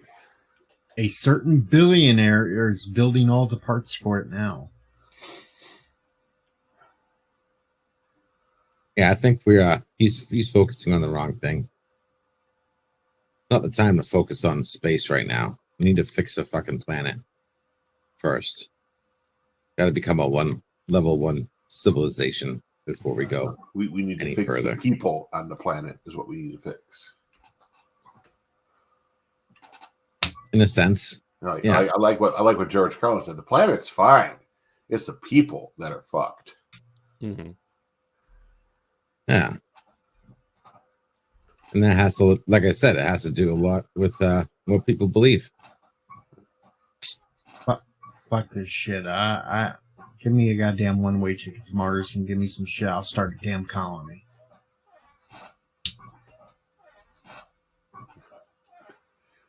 Which reminds me of what Joe Rogan said on his podcast once, which I thought was hilarious. He's like, we can't have all these all these hyper progressive people going to Mars, because how are they going to make a colony? I mean, they're not going to be able to procreate. Like, what are you going to do? Send a bunch of lesbians up into orbit with a turkey baster? Well, depending upon the lesbians, it might be fun to watch. Yeah. I just thought that. Oh dear God! A bucket of with the turkey baster. I couldn't stop laughing. I was laughing for like 10 minutes when they heard that. Scissoring in space. Although the turkey baster idea is not that far off from what they had planned in Interstellar. You know, the at the twist when they had all of those reserves of I think they were like human embryos, and Spoiler alert. Wait, was it Interstellar? I think I saw that one. I don't remember that. That was the Christopher Nolan space movie where they like a wormhole opens up in the solar system, and NASA. So like the world is, there's like drought and famine all over the earth, but NASA still exists as an underground organization, and they discover the wormhole, which is within the solar system, and then they fly a ship through it to scout out other potentially habitable planets, while the people on Earth are trying to save the Earth. And then didn't the astronaut like wind up in his daughter's closet or something? Yeah, like it got all weird. Yeah, I mean, kind of the like an ending, inner space kind of thing. Yeah, it's not weirder than the ending of 2001, but yeah, it gets a little meta, I suppose. And because one of the twists, spoiler alert, is that NASA does not expect the Earth to be savable, and so they had the real mission was the secret mission where they had they were going to repopulate one of these other planets, or repopulate the human race on another planet. And Matthew McConaughey didn't know about that, and his daughter ends up solving the equation and is able to save the Earth. But yeah, he meanwhile falls into a black hole with his robot friend. That robot was weird. Yeah. That was the strangest robot I've ever seen. It looked like a big monolith that could like walk. He did. That's exactly what he looked like. What the hell is that thing? All right, folks, I'm joining a new society. Oh? I put it down below, Cap. Below what? Hold on.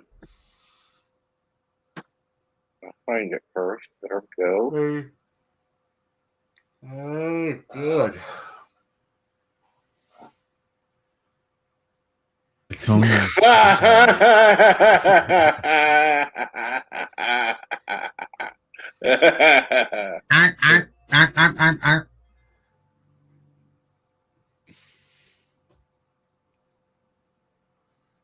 Mixed. Never mind. Never mind. They have followers all over the cone.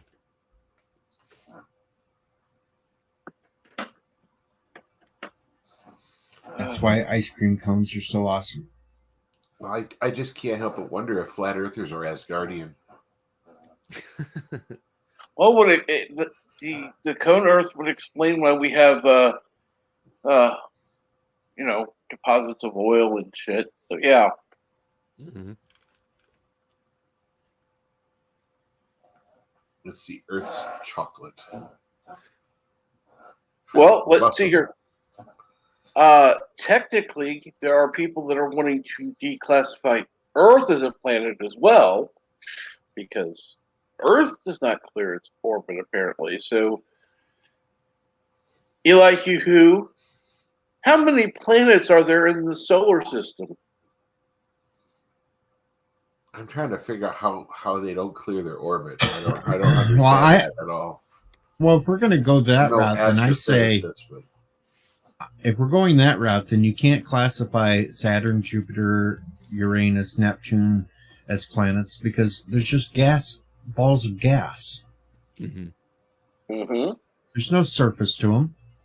Right. Jupiter doesn't have a clear orbit either because it's got those the Greeks and Trojans, in front of and behind it. Jeez. Trojans. Wow. Yeah, it's got those clusters of asteroids, right? That just hang out in the sweet spots of its orbit, like L3 and L5, I think. And they're just always in front of and behind it. We can always, really fuck up the Earth. Launch all the nukes at one of those gas giants and see what happens when the new star develops.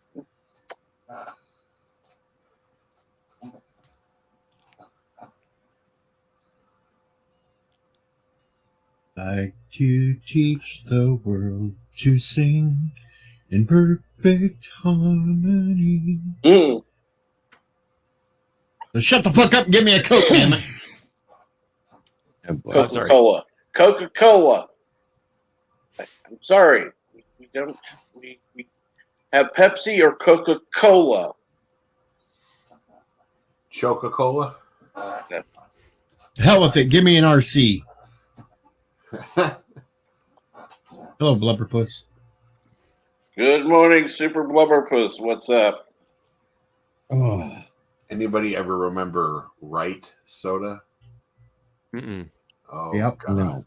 My mom had a Diet Right in the fridge, and I was really craving a soda once, and I think that can was sitting there for a long time.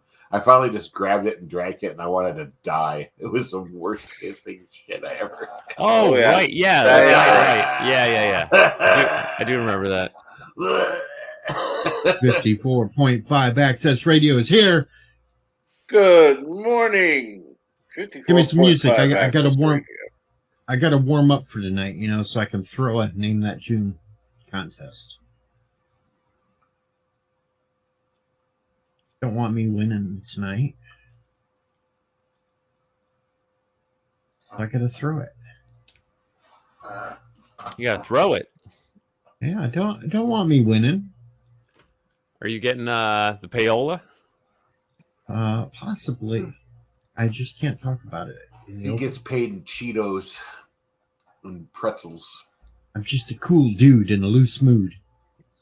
Call me Chester Cheetah. I wondered why you were dangerously cheesy. It's not easy being DG. That's right. It's not easy being DG. Oh, Lord. I wanted to make a comment when I first came up here, but I kind of didn't when you all were talking about a therapist. A therapist is the worst thing, the worst title for anyone. I'm not going to say it out loud, but I'm going to type it into the chat. You mean if you put a space in it? Yes. Yeah. That just does not look right, folks. We have to find a new name for therapist. Uh-huh. Do you remember in was it Arrested Development, where Tobias decides to be an analyst and a therapist, and he puts on his business card that he's an analrapist? No, I don't. Can't say I. So it starts with ANAL for analysis, and rapist from therapist. So. And then Michael Cera's like, "Oh, hey, Tobias was just anal ripping me." Yeah. Yeah, you're right. Need to come up with a new term. Yep.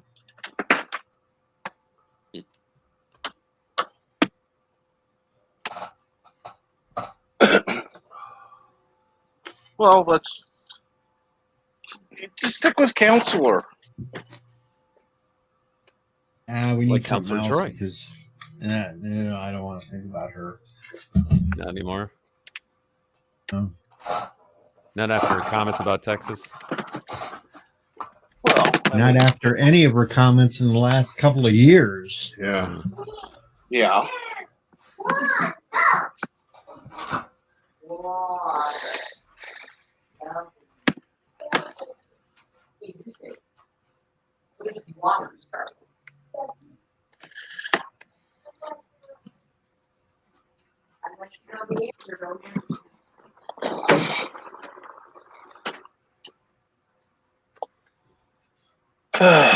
Ow.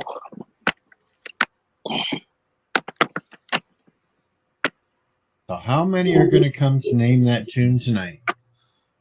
I'm going to come. Well, we already know you are.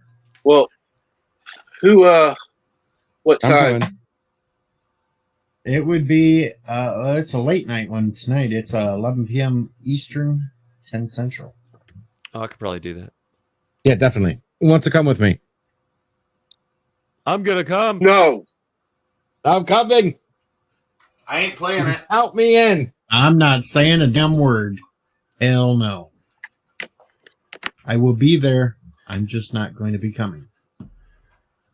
Well, I mean, to be honest, I mean, in order to come, you have to do something first, and we all know. Kick him down, kick him down, kick him down. Son of a bitch. I am. Damn it. Too late. He already got it. Ouch.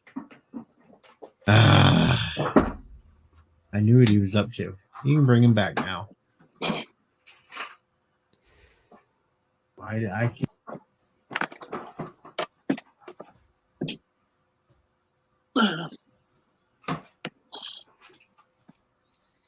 I'm going to start stating at the beginning and ending of all my live streams that no material may be used outside of it.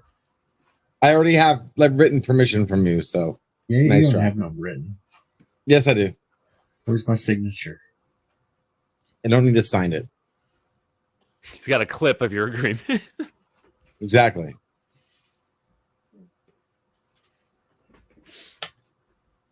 But your voice sounds like Alexa in the clip. Yeah. Mm-hmm. But it's all fair use, so yeah, good luck, man. Yeah, good luck in court saying that. I thought there for a second you were going to say good lick. No.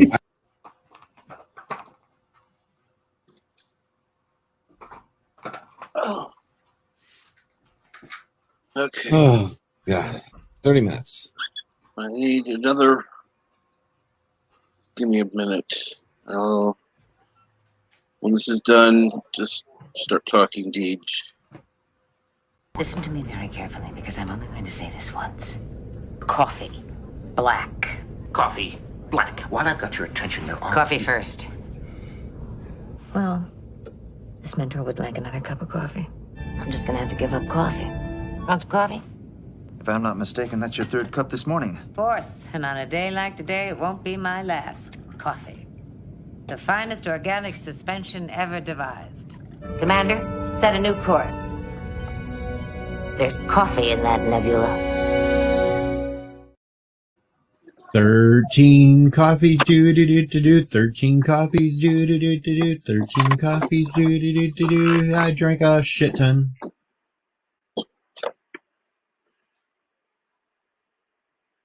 All right, so I'm supposed to start talking, folks, and I don't know what the hell I'm supposed to talk about. I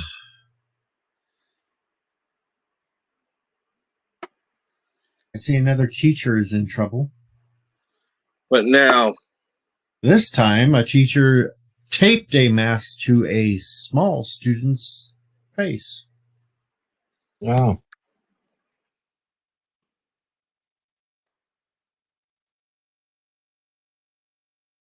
Film at 11.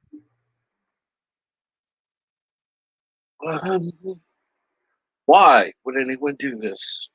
It was a small little kid. You know how little kids are. They don't like to keep things on their faces. So this teacher took it upon herself to tape it to him.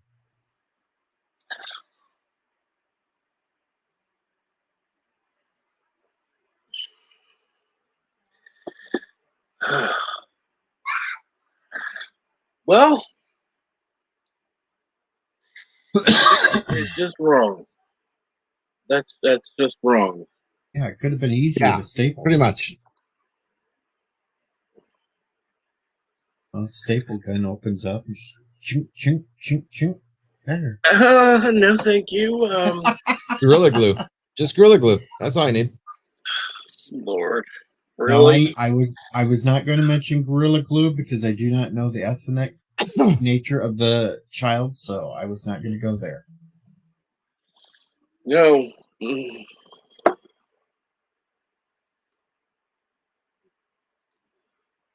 Nothing wrong with little Gorilla Glue. What the hell? YouTubers doing it. YouTubers do a lot of things, but you won't catch me doing it. Definitely won't see me trying to run up a damn stack of milk crates.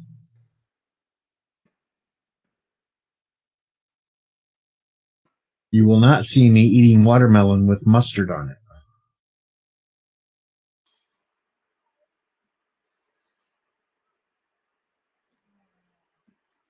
And you will not see me putting together an Enterprise NCC 1701D because I do not have the patience like Cinnabon has. Patience, time, money, yeah. No, thank you. And Kinjack Ben, coffee pots usually have 12 cups. The cups are 6-ounce cups at best. So no. One coffee pot equals 1 cup of coffee for me. 1 pot of coffee equals about what? 5 cups of coffee. 5 mugs of coffee. Yeah. I think mine holds about 12. It's marked on the side of the pot. It says 12, but that doesn't mean shit. Depends on the size of the mug. Exactly. Because there's no way I'm going to... I mean, yeah, if it were one of those Janeway cups, it would be 12. But no. Well, yeah, they probably used metric on Star Trek, though. Yes. Janeway cups of coffee are baby coffee, baby coffee. I'm gonna have to take my headphones off when you do that.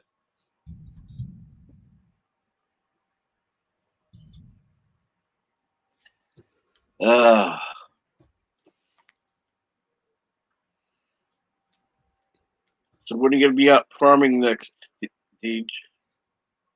Hell, I almost expect him to message me by the end of the week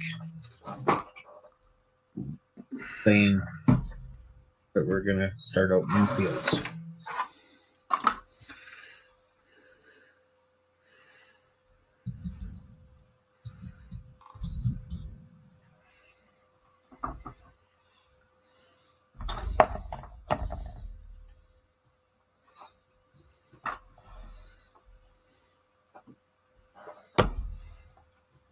Start opening up cornfields, and then we'll have to switch to the beans because then they'll finally be ready, and then back to the corn. Cool. And what are we looking at, Darius? I showing my last video of me mowing and talking about the corn. Oh yeah, because you asked him about the corn. No, Jedi Bill, I do not drink Turtistani coffee, and I do not use Walton's brand of coffee because I don't need a coffee enema. I heard a rumor that they're really working on Walton's brew. Yeah, they're trying to find a distributor to put out coffee with his name on it. Yeah, if he can do it, good for him.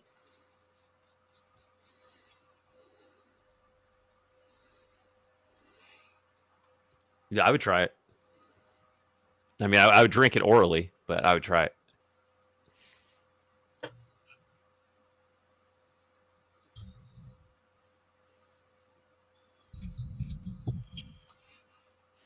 There's just something relaxing about this video. Absolutely. Actually, just probably just corn have baby. it on a loop. But yeah, I think I can. It's I mean, if Deej is okay with it, it's promotion. I don't care. At least it's not the one from a couple of weeks ago when the hawk was out bouncing around, chasing me around the damn yard there. You're near its nest. Oh no, I haven't seen him since. It was just that one day. It's that damn raccoon. Oh, raccoon. I thought you said hawk. Oh, the raccoon was another video. This latest one had the raccoon, little raccoon too. It wasn't even a big one. I'm not sure if I could turn loop back on. I used to know how to do it. Yeah, there's like a raccoon just hanging out on the edge of the corn.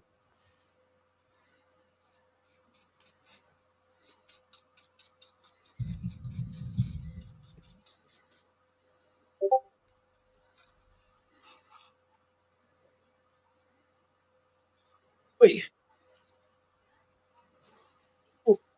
Yeah, in a time of, technology and, people being stuck in their homes and communicating more over the internet or telephones, there's something earthy about seeing all that corn.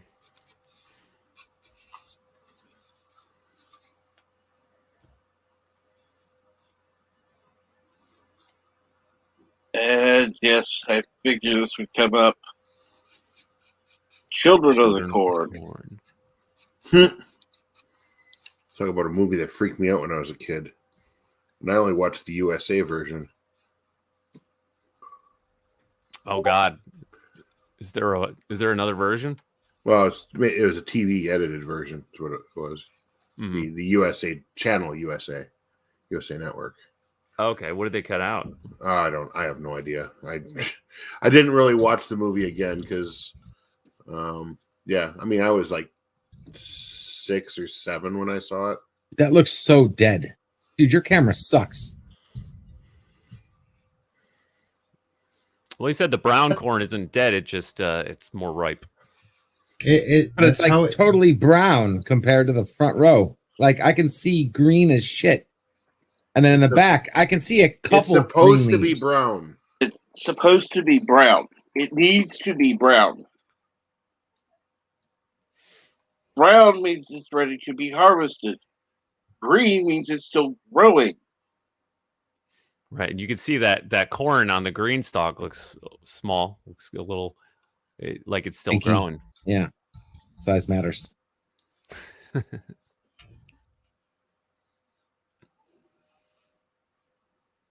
Corn is one of the things that I find fascinating to see how it's changed over time.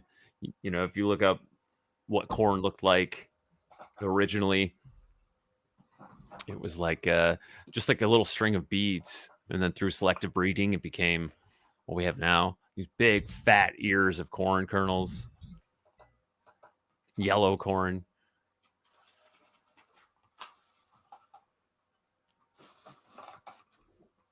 Without any genetic engineering,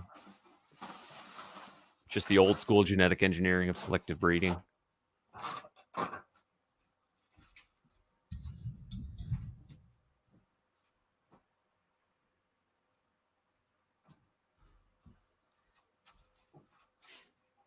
See you later, Ken.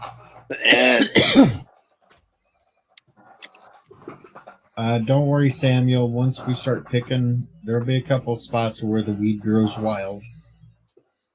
I've highlighted those in past years while filming.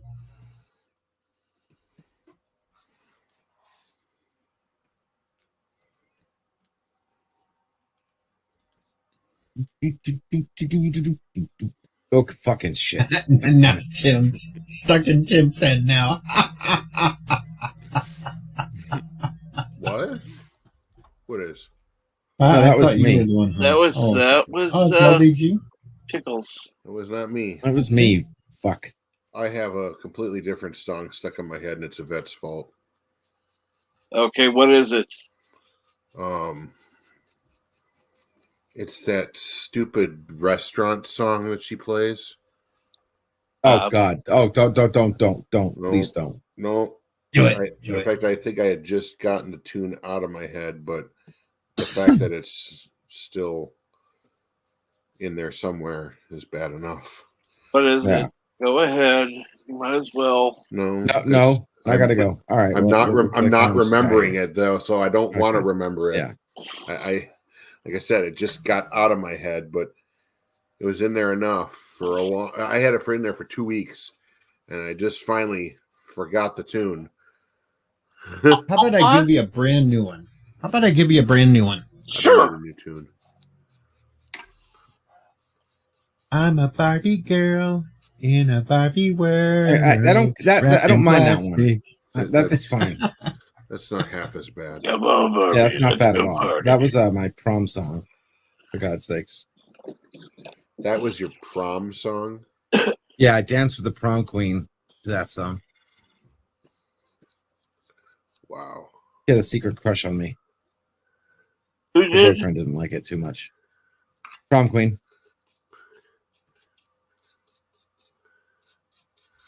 Is that the one you did on the roof? Yeah. Yeah. Is that the one you fiddled on the roof? Mm-hmm. Fiddler on the LDG's more of a diddler on the roof.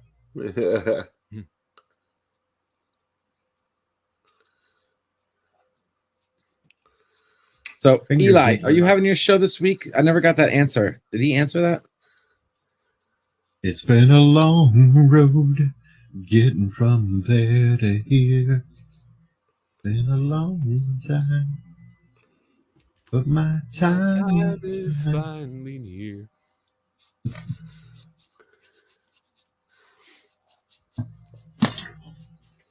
I like that song, actually.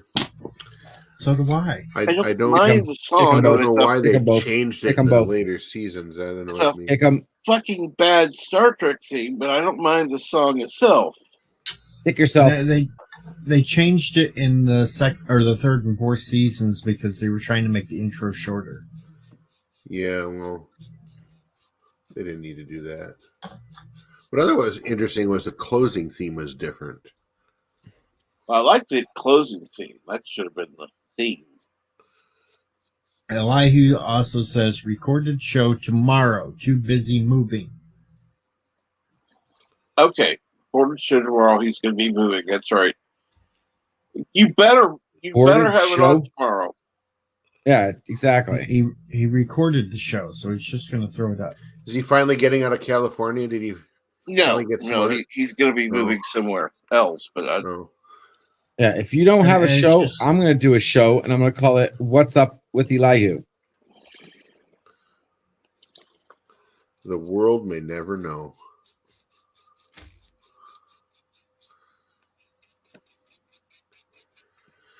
Oh, I'm wondering why I offered to do this for my mother.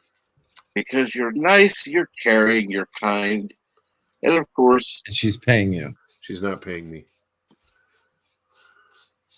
I'm repainting her garden, 2 of her garden gnomes. You're stupid. Oh, that's right up your alley. Yeah, well, that's true. I dare you to paint one of them and make them look like a YouTuber. And make him a demolition gnome. Could paint it like a Gundam, or Gundam style. Let's see here. Demolition.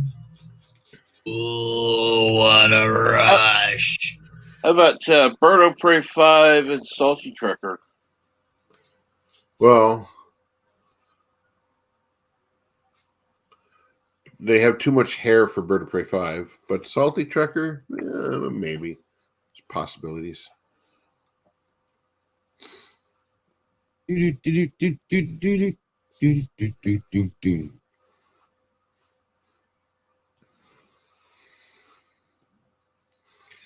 Right now, nerds painting their hats as their hats. Well, this All one right. was broken. I had to fix it. I waited an hour. I'm going to go cook. You making corn? No, I'm going to go cook eggs and stuff. Absolutely. Fun. We don't want you to cook. I'm going to cook. We don't want you to cook. I'm going to cook. Do not cook. Let's Do see not here. cook.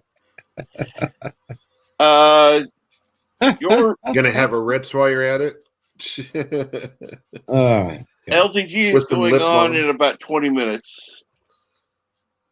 Yeah, I'm going to come in about 20 minutes, guys. So watch out. Go ahead, check out what's going on over there. I'm going to go ahead and wrap things up here. I do want to thank everyone who's been in the chat and everyone who's been on the panel. Thank you so much. And I do want to ask that you go ahead, like, and share out, please. When you want to come. And if you're not sub to the rest of us, do so. Absolutely, definitely sub to Deej at Burner Prey 5. Burner Prey 5X. I'm gonna sub. I will get the Happy Birthday Maria video out later today. I'm gonna sub. And let's see here. Go ahead, yeah, sub to everybody. Don't you love it when they all sub? And everybody stay where you are. But I'm gonna go ahead and end this. So you all have a great day.